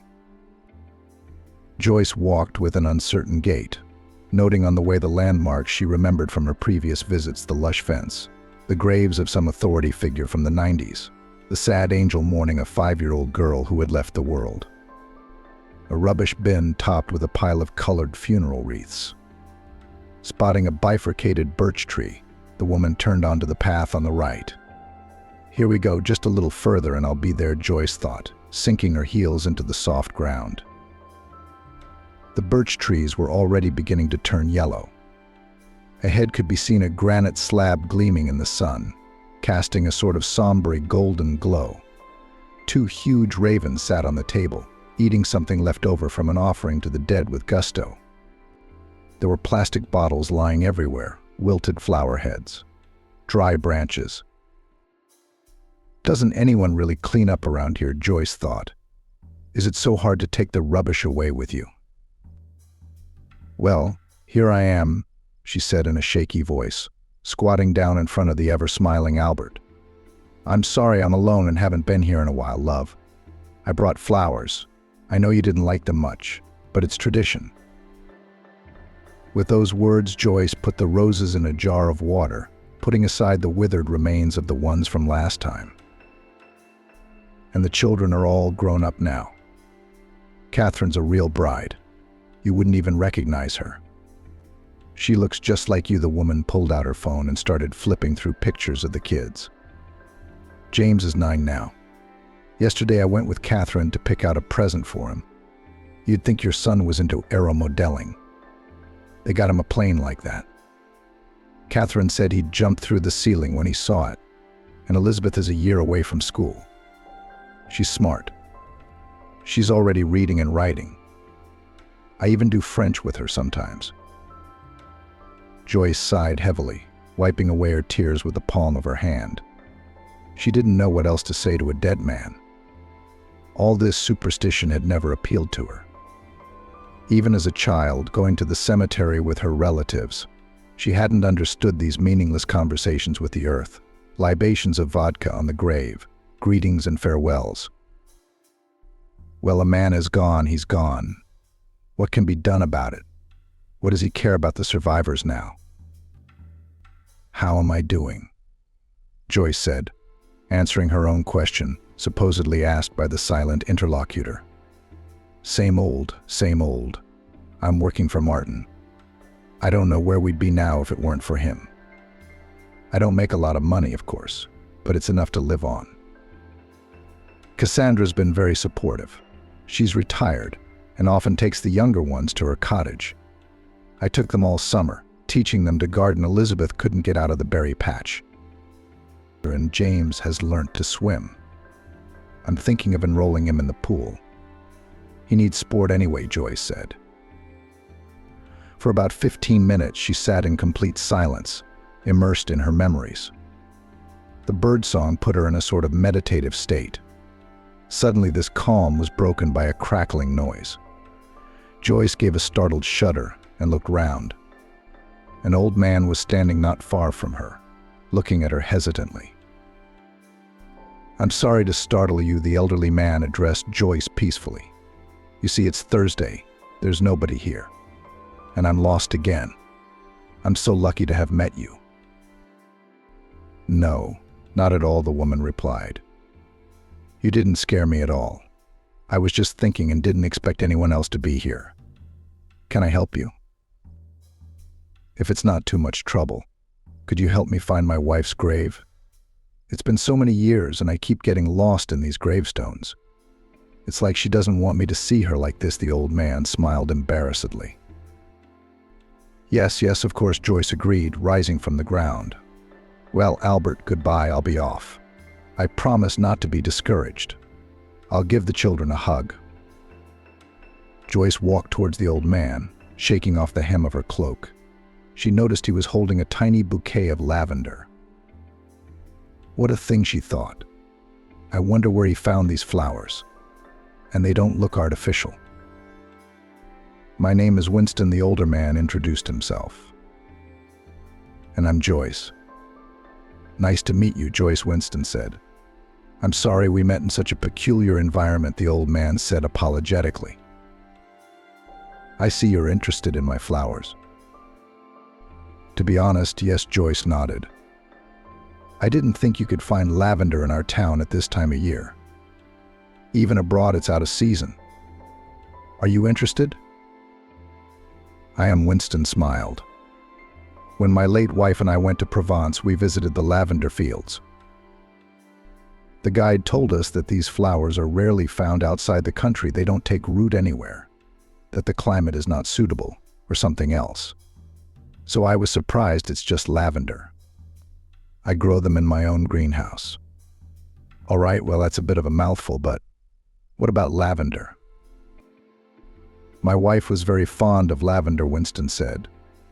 "I didn't share that sentiment. But I can't come here empty-handed. I'd like to make her happy." "Mary," he corrected himself. "Oh yes," the old man was worried. "Let's try to find the tombstone. I used to turn off at that stone bollard over there, but it's all changed in a year. It's weird. I can't find a white marble monument, not very tall, and there's a wrought iron bench next to it." "Mary." Joyce looked around. She'd never taken much interest in who was buried next to her husband. A couple of rows to the right, she spotted several similarly described monuments and immediately headed for them. On the third try, she found the right grave. "Winston," she called out. "I think I found it. Come here." The old man wandered slowly between the rows of graves, trying not to stumble on the grassy paths that were slippery from the recent rain. "Hello, Mary," he said cheerfully, kneeling down on the ground. "Again, you didn't want me to come, and very wrongly. You're always thinking of yourself. You know what? I'll find him." Joyce was looking at the photograph on the monument. It was of an elderly but strikingly beautiful woman. There was something subtly oriental about her appearance, and her eyes were laughing, filled with childlike joy. Judging by the date on the plaque, the woman had died 10 years ago, and also on the 6th of September. As you can see, Joyce thought, that's quite a coincidence. I wonder what it was from. She wasn't very old. She must have been ill. Suddenly, the old man's voice broke the silence and interrupted her thoughts. He spoke in French. The last thing Joyce had expected to hear was French poetry. Not just any poetry, but an extract from a famous poem by Arthur Rimbaud, to whom she had dedicated her thesis. Rolling tides and in winter's cold. I ran, baffled as the mind of children and peninsulas, breaking away from the land, had not learnt the triumph of such wild passions. By itself, Joyce's translation of the stanza spoken by Winston succeeded. The old man froze, slowly turned his head in her direction, and looked with surprise at the woman for whom it had cost nothing not only to recognize a rare poem, but also to reproduce it in Russian. "Well, well," he said. "I see you like Rimbaud?" "You see," Joyce replied, sitting down on the bench. "When I was a student, I studied French, and this poem by Rimbaud was the subject of my thesis. I'm literally fascinated by this young poet, because he didn't have much else to write. And this poem left a significant mark on French poetry and literature in general. To say that I was surprised to hear it here now, and in excellent French, is an understatement." Yes, Winston laughed. There are coincidences in life. And how can you not believe that everything in the world happens for a reason? Joyce, that poem. Mary was literally obsessed with it. My wife had an excellent knowledge of French, and as a young woman, she was fond of translating the classics. Then one day she came across Rimbaud, and you realize how difficult it was to get hold of such literature, even for students.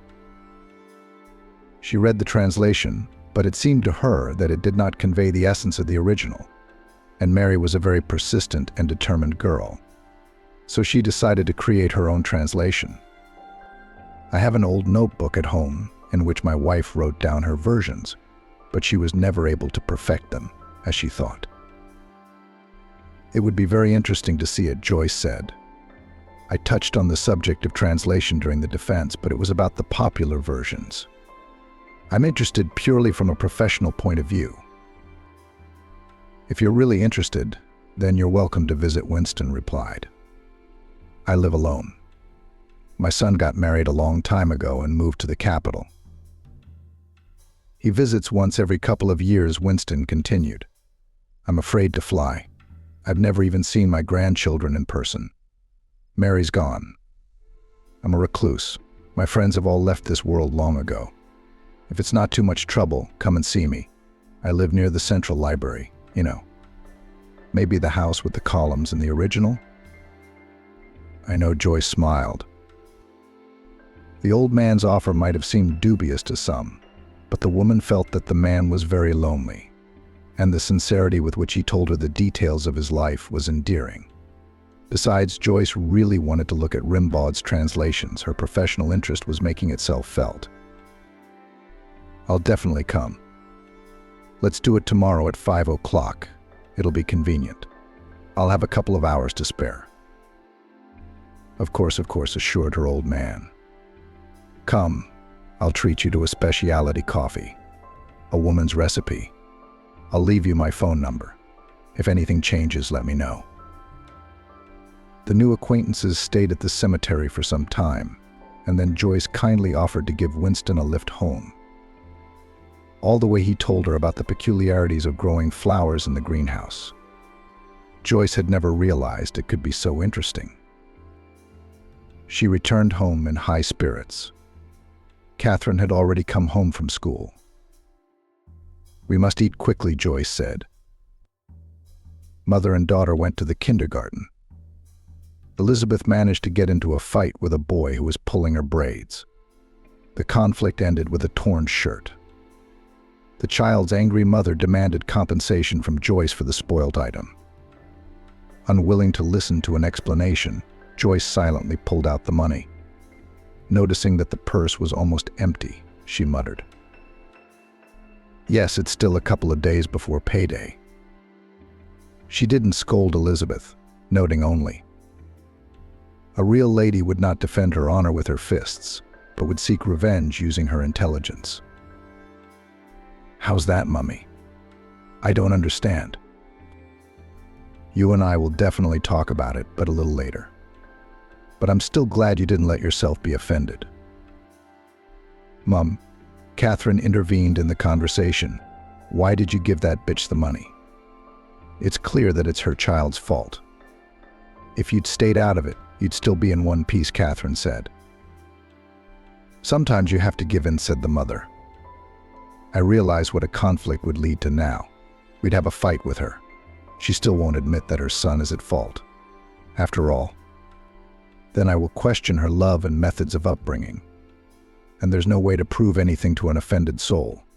He'd end up attacking Alex again tomorrow, only with his mother's encouragement. And now we'll teach our princess how to take revenge on the offender without using fists, so that she won't bother again. And this, as you called her, bitch doesn't have enough brains to realize that her son was insulted.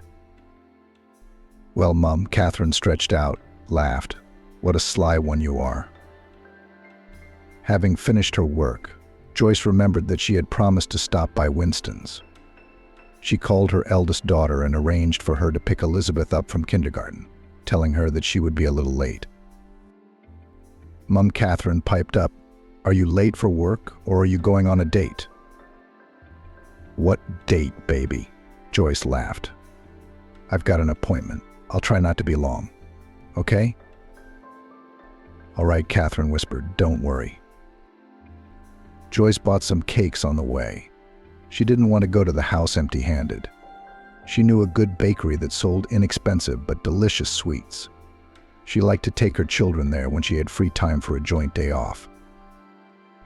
The woman parked in front of the impressive stuccoed front door, noting that the house where the old man lived did not look simple, even by modern standards. In the old days, representatives of the ruling elite diplomats, academics, high-ranking officials lived in such Stalinist high-rises. But today only very wealthy people could afford a flat in such an architectural object. Winston lived on the 7th, top floor. Joyce took a rare lift with a sliding cast-iron grill and noticed the rich decoration of the stairwell. The walls were decorated with moldings, the marble floors were clean, and each door had a gilded plaque with the initials of the owners. When she rang the bell at the door that said Winston lived behind it, the woman waited a long time for the door to be opened. Winston greeted her with a broad smile.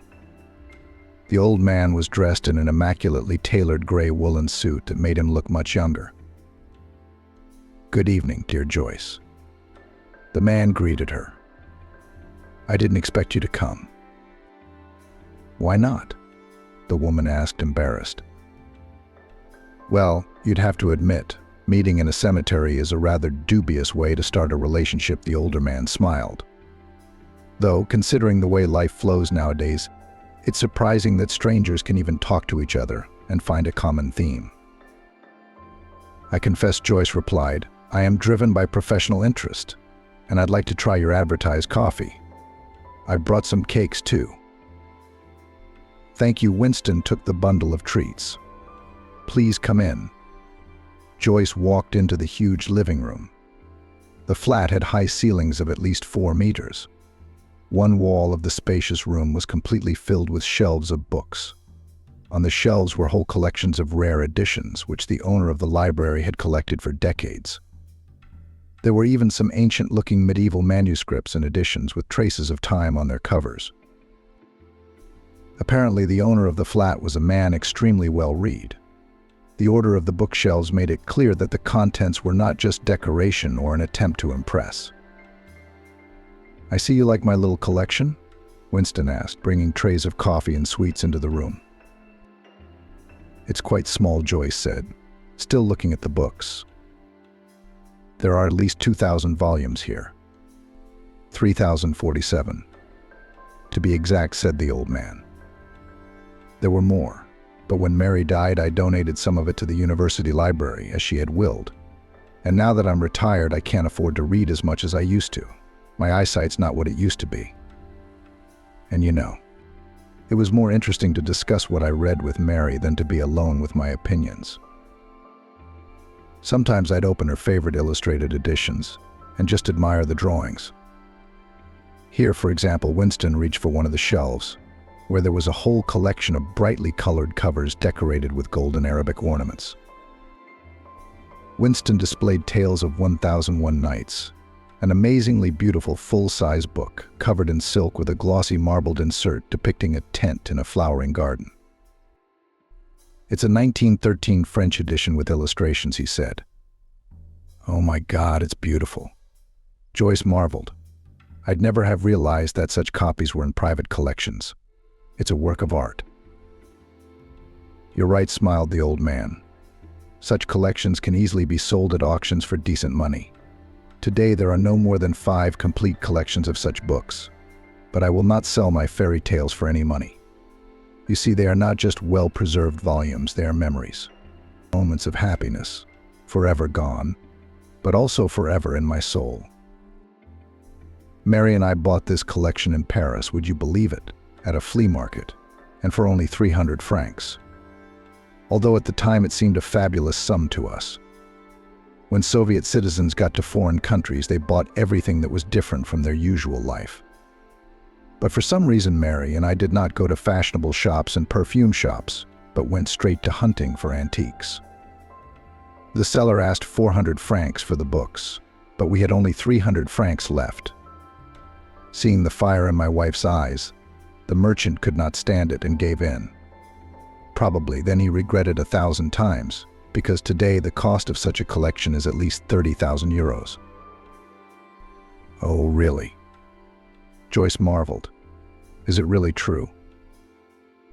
"It's true," sighed the old man. "So what good is money if you can't buy anything with it? Think about it. How can I, an old man, afford such a sum? It won't bring me joy. Shall I put it in the bank? What for? For a funeral, maybe. Because it's expensive. And it's expensive to send yourself to the next world for that kind of money. I'm not some pharaoh." Joyce laughed. Winston was right. She wondered what she would have done herself. If she owned such expensive books, she probably wouldn't hesitate to sell them. He's the one who doesn't need the money. Joyce has children to raise. Every penny counts. That kind of luxury is a thing of the past. What if the books belonged to the children? Joyce wondered. Then, no, not at any price. It would be too low. She'd be better off scrubbing floors. She wouldn't sleep at night, but she wouldn't deny her family the right to such a treasure. Winston sipped his tea from a fine china cup. "Oh, what lovely coffee!" Joyce exclaimed. "I've never tasted anything like it." "I'm glad you appreciate my specialty recipe," laughed the old man, "though it's not quite right to call it your own. I learned to make coffee this way from an old Arab named Amin. His coffee shop was located in one of the old neighborhoods. Arabs appreciate coffee. For them, it's not just a drink, but a whole culture." "How interesting," Joyce exclaimed. "Have you traveled a lot?" "A lot," Winston sighed. "But Algeria is a special subject for Alice and me. You see, she was an interpreter at the embassy. She was sent to North Africa right after college. At that time, the Union was actively establishing relations with the Arab states. There weren't many specialists. That's where she and I met." "And you're a translator too?" Joyce was surprised. "No, not at all," smiled the old man. "I was an archaeologist." "An archaeologist?" Joyce marveled. "Yes, I agree. It's not an ordinary profession," Winston replied. "For a long time, our group had excavated all over the United States. My specialty is Orientalism. I lived in Uzbekistan for a long time. We found a lot of stuff there. But in the 70s, I received an unusual offer from my university to go to Algeria to excavate in Jamil. Of course, I agreed. It was practically impossible to go abroad at that time. I should not have refused such a chance. An interest, you can't deny it. But here we went to Africa. At first, of course, everything seemed wild, especially the unbearable heat and the absence of the usual amenities. We drove into the mountains. It was very hard to get there, and to be honest, it was scary. The very terrain and people were frightening, and our guide looked like a criminal. Jamil is an ancient Roman city. They began to study it in the early 20th century, so we were not pioneers. But we had to take into account that Algeria is not a developed country. No roads, no proper shops, and it's in the middle of nowhere. We had to carry all the luggage, provisions, and equipment on our backs. We had a few mules. I'm still amazed at how hardy they are. And Norman, the guide, even though he had a creepy appearance, turned out to be a reliable man. He saved us from many dangers. We were several months away from civilization, surrounded by ancient ruins. There were ghosts and creatures everywhere. But the scariest of all were the nights, or rather the cold that came with them. It's unbelievable when the temperature rises to +50 during the day and drops below 0 at night. In the mountains. Of course, it's a peculiar pleasure. But we were young and brave and obsessed with digging. "How did you and your wife meet?" Joyce asked. "And Mary?" Winston sighed. "Mary and I first met when our group was on its way home." The old man drew in more air, as if preparing to dive underwater. After a long pause, he began his story. The excavations at Jamil were a success. Winston's group managed to find the remains of thermal baths and well-preserved mosaic floors. They even managed to get hold of a few clay jugs, which were quite well preserved. Such a find was rare, so the archaeologists were already preparing to rest on their laurels of glory, having taken several hundred pictures, published dozens of articles in magazines, and carefully packed their equipment. The group intended to make the return journey in the morning. The last night began as usual. At first it was sharply cold. The guys built fires, cooked dinner, and sat down to tell stories. Life stories quickly became boring. Then the interpreter Norman began to pester Said to tell them something interesting about this place, something he had encountered himself. The guy did not agree for a long time, but after persistent persuasion and a couple of shots of vodka, his tongue was loosened. I had just started taking scientists to the ruins, said began. My first group was 4 young Frenchmen, said. The War of Independence had just ended. The atmosphere here was not the most favorable, but I liked that these young people were free of prejudice and didn't hold their noses. There was a photographer among them. I think his name was Jean, though I could be wrong. They reached Jamil quickly. It was the beginning of September. It was not very hot during the day, so it was easy to walk. The boys set up camp at the site, and I went to harness the mules. "What's stopping us here?" Norman asked quickly. So it was decided to start the work in the morning. We were sitting by the fire, as we were now, and preparing to go to our tents. Suddenly, one of the guys noticed that Jean was gone. When the photographer left, no one noticed. At first, we thought he had gone to sleep in the tent. He didn't turn up. We went round the neighborhood, calling for him, trying to find him with torches, but no luck. The guy was gone without a trace. It's not hard to get lost here, but there's a risk of wandering into the mountains and falling into a crevasse. Sleep was out of the question. Every minute counted. We split into pairs and continued our search. Francois and I went into the mountains, and the other 2 lads went to explore the ruins. When dawn broke, my partner and I returned to camp. As we approached, Luke, one of the guys who had gone to the ruins, came running towards us. He was waving his arms and shouting at us to hurry up. We ran after him toward the amphitheater. There on the steps sat Eugene. His head was as white as chalk, though only yesterday he had been a burly brunette. He was frantically clutching his camera and muttering to himself the word Mopana. The guy seemed to be unable to see anyone or anything around him. His pupils were severely dilated and his lips were chapped. He did not respond to our words. We got him to the camp, gave him tea, and put him to bed. By morning he seemed to have regained consciousness, but he remembered nothing at all. Perhaps he had managed to photograph something, but I was not to find out. As soon as the guys left, I never heard from them again. Sam broke the silence around the fire. "You know, I went out of the tent last night to take a leak, and just in the area of the amphitheater I saw some kind of glow. I thought it looked like the moon was setting, even though it was overcast. What if it was haunted?" "That's a bit of a stretch," Sam said. "Norman, there's no such thing as ghosts." "Yeah, Winston, the leader of the group, said skeptically. He had always thought such stories were rubbish. He wasn't going to believe them, but he couldn't sleep well after what he'd heard.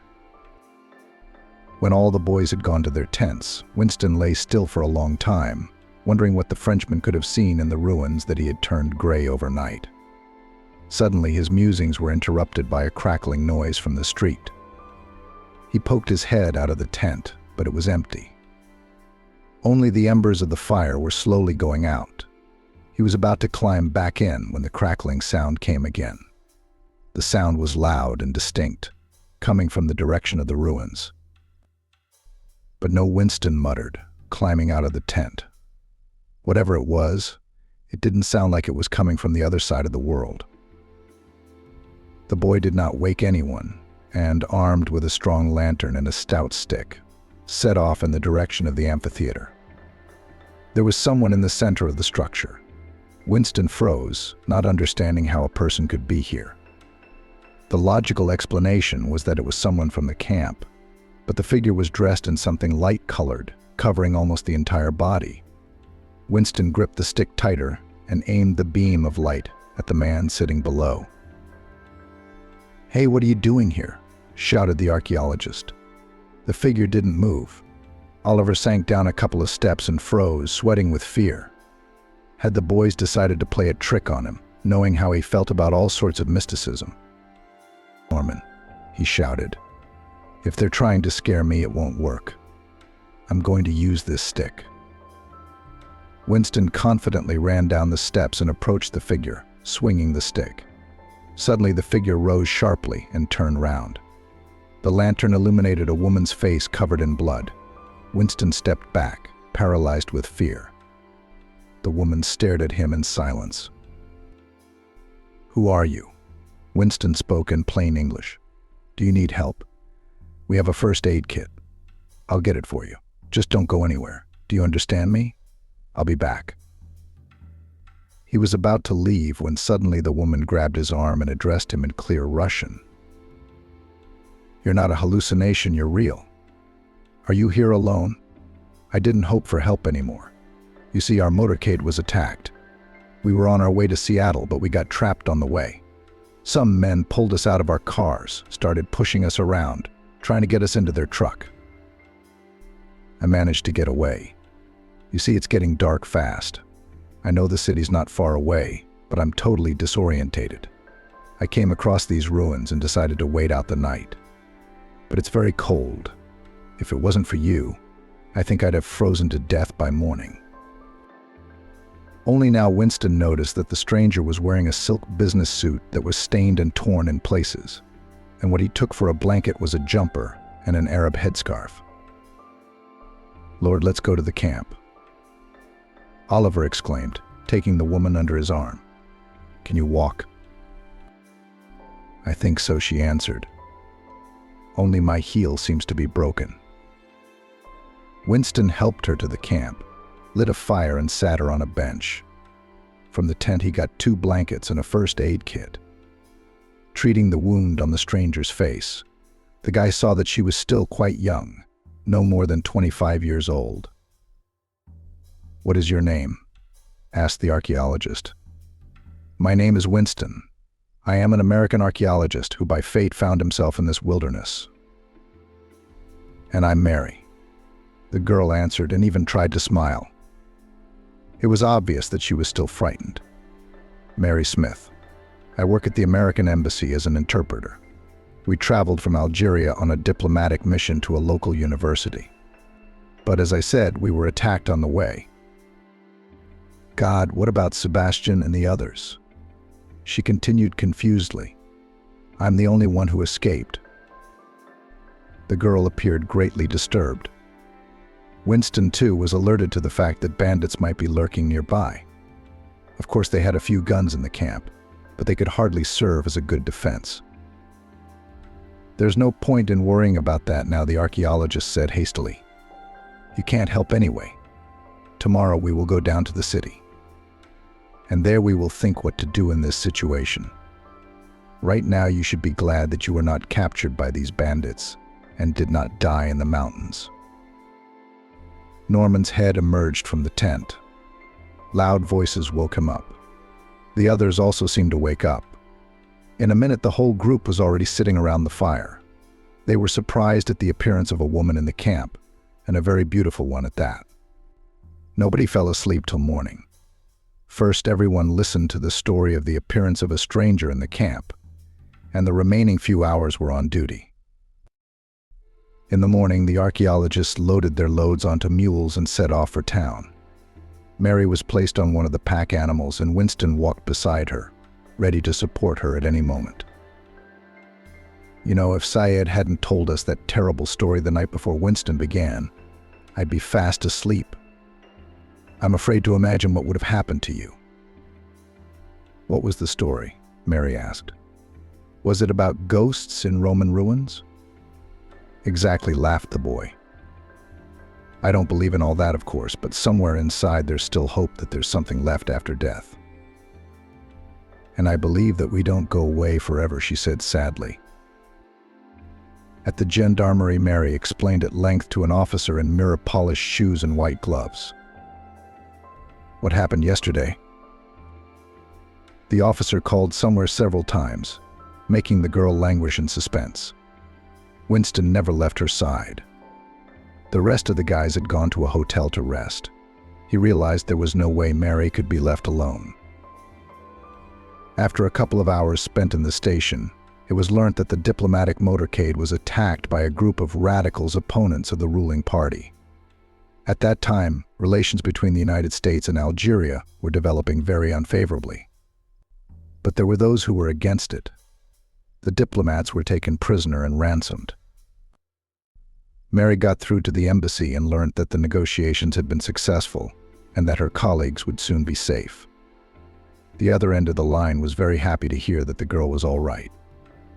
They offered to send a car for her, but Mary refused, preferring to get to the capital by train. Winston was very pleased with this option. It meant that for some time he would be able to continue his acquaintance with this amazing girl. After all, his group also had to take the train to get to the international airport. In the capital, Mary escorted Winston to his flight. Before boarding, they exchanged addresses and phone numbers. A year later, the girl returned to her homeland. By that time, between the young people, there were real feelings. And Winston, in order to please his beloved, even began to learn French. Mary was transferred to the consulate. She sometimes had to go to North Africa, but most of the time she spent in the United States. Winston tried to match his expeditions to his friends' business trips, so it turned out to spend more time together. 2 years later, lovers played a wedding. Winston did not dote on his girlfriend. The girl shared all his hobbies, charged love for her own, so the newlyweds always had something to talk about. Hot arguments caused a discussion of literature. Mary passionately collected books, and if Winston preferred history and architecture, she grabbed every volume of poetry. On their honeymoon, they managed to go not anywhere, but to France. For American citizens, such a trip was something from the category of fantasy. Not everyone could afford to see the Eiffel Tower, but Mary's job at a foreign consulate was a great advantage. She was offered to accompany a high-ranking official to an international forum. The event was to last 3 days, and Mary could stay in a foreign country for another week. And to her great joy, she was allowed to take one relative with her. While his wife attended social receptions, Winston wandered around Paris, took lots of photographs, and practiced his conversational French. A simple American was fascinated by this majestic city. Architectural delights struck his imagination, and people conquered by their hospitality. When Mary's official activities were over, the couple could finally enjoy all this splendor together. The young wife dragged Winston to flea markets, museums, and cozy coffee houses. And at night they took long walks along the Seine embankment and dreamed of the future, enjoying the present. A year later, the couple had a son, Alex. Mary was over the moon with happiness. She inherited from her grandfather a huge flat in the center, where the couple immediately moved. Winston was swamped with work. He was sent to Fort Worth, near which were large-scale excavations of ancient sites. For 5 years, he was home for a maximum of 2 months a year. Mary almost completely took over the upbringing of her son, but even such long absences could not spoil the relationship between the spouses. On those rare days when Winston was home, he tried to make up for the entire period of his absence. Mary and little Alex marveled at how Daddy had so much energy and ideas for things to do together. He organized large-scale excursions around the city, took them to the countryside, arranged some fantastic costume plays at home, and still as heatedly argued with his wife about literary preferences. Finally, his forced exile ended and Winston sighed calmly, except that it became uneasy outside the window. The country was about to undergo a change of power, which some awaited with excitement, others with fear. By 1985, Winston, who successfully defended his doctorate, has already led his own archaeological unit at the university. He rarely traveled to the field, swamped with paperwork. By that time, the man had not yet turned 40, so he was very frustrated by the lack of practical research. Mary continued to work at the consulate, where she returned after her maternity leave. She didn't even have to worry about a position. There were only a handful of specialists like her. And thanks to her natural charm, even conflicts between delegations could be resolved. Alex was already in the 3rd grade and proudly wore a bright red pioneer tie around his neck. Unlike his parents, the boy had an extraordinary passion for English. Mary did her best to send him to one of the most prestigious language schools. By the standards of society, their family was considered exemplary, intelligent, educated, beautiful. The neighbors were especially envious of the fact that the couple never quarreled. Quarrels simply did not fit in their heads. How could they quarrel, living soul to soul? But the couple paid absolutely no attention to what was going on around them. Even suddenly fallen on the country, hard times could not break their strong family. When what was considered an unshakable power began to fall apart, Winston lost his job. No one cared about the ruins of the past when the ruins of the present formed all around. The couple were lucky. Mary was offered a long-term business trip, this time to Canada. The woman agreed without delay, realizing what could happen in her native country in the coming years. The most painful part of the move was perceived by Alex. By that time, he was going through a difficult period of teenage maximalism. Especially, he was in love with his classmate and almost ran away on the eve of the flight. But Winston had a serious talk with his son, convincing him of the need for a temporary move. In Canada, the boy came in handy excellent knowledge of English. He quickly adapted to school and made new friends. Winston managed to get a job as a consultant at the Faculty of Archaeology at the University of Montreal. The couple returned to the States only in 2008, when the country was recovering from another crisis. Alex stayed in Canada, by then enrolled in college. For some reason, Mary was sure that her son would never return to the States. As it turned out, she was right. Alex finished college in Canada, then got a job in New York, married well, and only occasionally came to visit his parents. The couple returned to their luxurious flat, which had been rented for the past few years by a German diplomat. Mary was delighted to find that her favorite books had literally been dusted off. The life of husband and wife flowed again in the usual course. Winston found an interesting niche for himself, consulting and organizing private archaeological expeditions, the demand for which increased sharply by 2000. At home, he only had time to wonder where, and his wife by that time has already passed the 50-year milestone. So much energy. The woman left the civil service and took up tutoring. She liked teaching students French. Young people listened with interest to her stories about her amazing travels in French-speaking countries. And then a terrible thing happened. Mary had a stroke. She was completely paralyzed on the right side of her body. It happened on 6th September 2002. Winston was away at the time, learned about what happened on the phone, and immediately dropped everything to return to his beloved wife. After a long period of rehabilitation, the mobility of the limbs never returned. The disease has severely distorted her speech. All that mattered to Winston was that his wife was alive. But it seemed to Mary that such an existence could not be called life. Winston treated her like a child. He was increasingly annoyed with her. At some point, she was very distant, refused to accept his help, so it was necessary to hire a nurse. In rare moments, when Mary's mood improved, he went into her room and read her long Arabian fairy tales. The woman would cry. Winston was confused. He realized that he was completely helpless in this situation. He even tried to go to a psychologist to establish a relationship with his wife, but everything was to no avail. Mary did not want to be a burden, so she gradually faded away. This went on for 10 years. And then one morning, 6th September 2012, Winston, as usual, went into the bedroom of his wife to say good morning, but was horrified to find her dead. Mary had drifted off to sleep. Her face was calm and even somehow happy. After hearing of his mother's death, Alex returned. The funeral was lavish. Say goodbye to Mary came all her former colleagues, numerous friends. Winston, however, the death of his beloved undermined. The man withdrew into himself, stopped all contact with society. He was horrified to realize that together with Mary went that part of him that made him enjoy every day. His son begged the old man to go with him to the capital, but for Winston such a thing was unacceptable. He took an interest in floriculture, began to grow in indoor greenhouses, his late wife's favorite flowers, lavender. And every year he carried fragrant bouquets to her grave. The old man sighed heavily as he finished his story.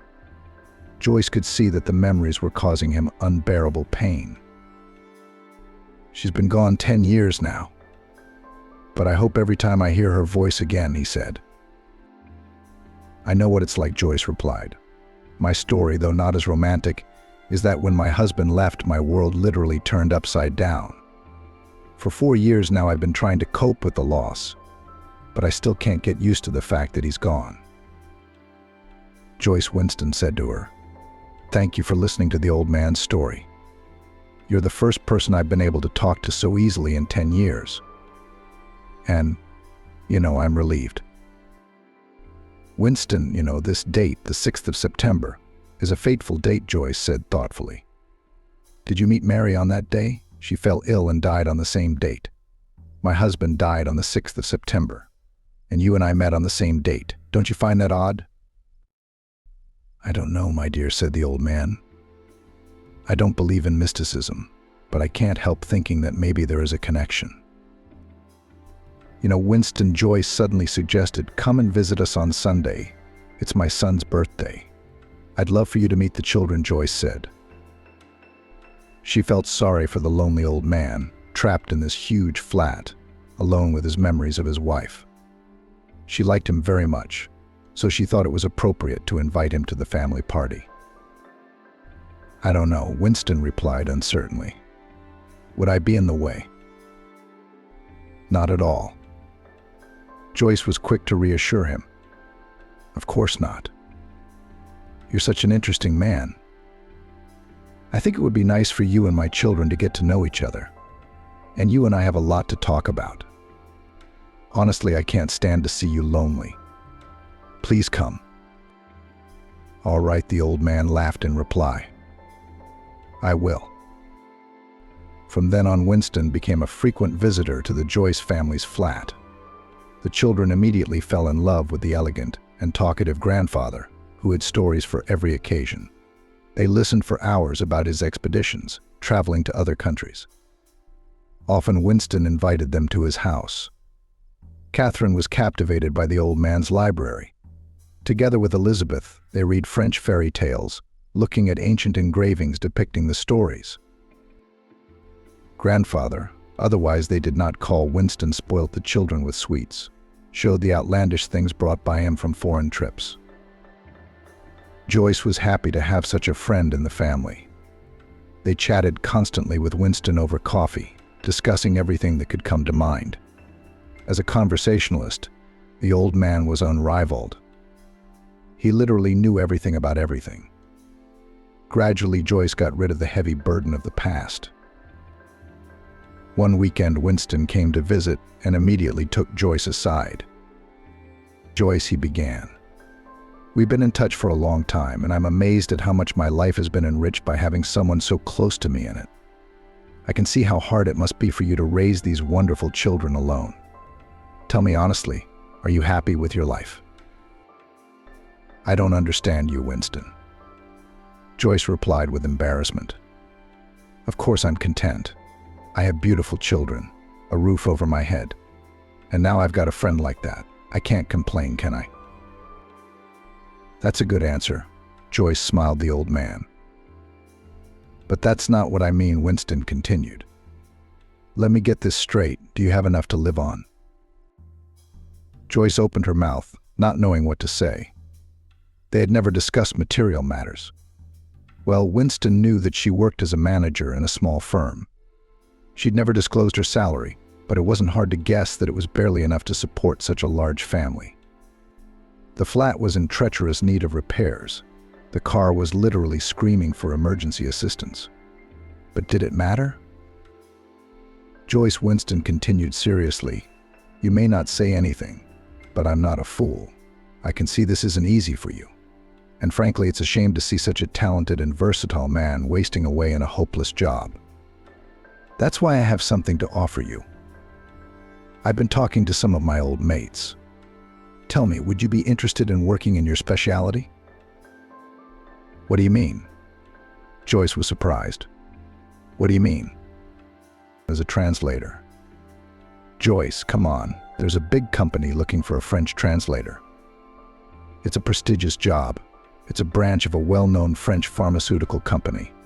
Believe me, you'll be hired." "I've already forgotten the language," Joyce mumbled embarrassedly. "It's nothing," Winston hastened to reassure her. "You speak perfectly well. You don't even have an accent. I know what I'm talking about. If you agree, come to the interview tomorrow. It's more of a formality, but you have to come and get acquainted. You can start work right away. Winston, she couldn't believe what she was hearing. If you're serious, of course I'll do it. What time tomorrow? Hang on, Joyce. Tomorrow's the 6th of September. Joyce was really enjoying her new job. She had to socialize with interesting people and regularly fly to France to accompany her boss. She had been in her position for 2.5 years. During this time, it turned out to be possible to establish a life. The children were transferred to a prestigious school. The eternal material problems fell away somehow by themselves. Even in her personal life, there was a shift.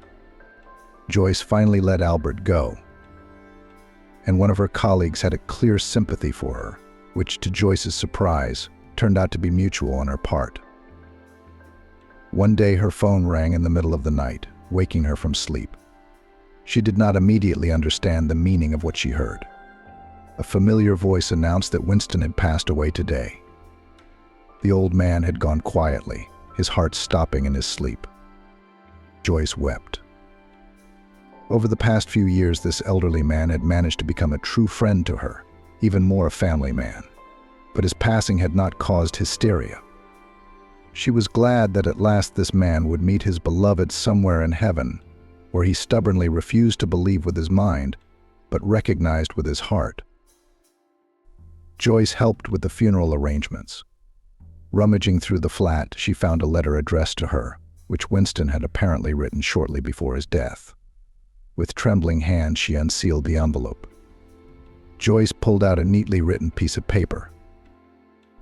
"My dear Joyce, I didn't want to upset you prematurely, but I feel like I don't have much time left. I'm glad that at the end of my days, life has turned color again. Both you and your children are a real miracle. I have tried to do my best to help you deal with whatever has been keeping you from breathing fully. I want that from now on you have everything so that nothing will prevent you from developing and loving life. So please accept my humble gift for James and Elizabeth, because I know that for yourself you will refuse. With sincere respect and love for you. Winston." Joyce ran her hands over the sheet, not understanding what Winston meant. She was both happy and sad to receive such a message from him after he had gone. Soon Joyce forgot about the letter and plunged headlong into the abyss of everyday life. What was her surprise when 6 months later she received a call from the notary inviting her to attend the reading of Winston's will. At the appointed hour, the 6th of September, the woman entered the office, where she was informed that the last will of the deceased was to bequeath his flat to James, Elizabeth and Catherine Jones, and the library stored in it their mother Joyce Harrison.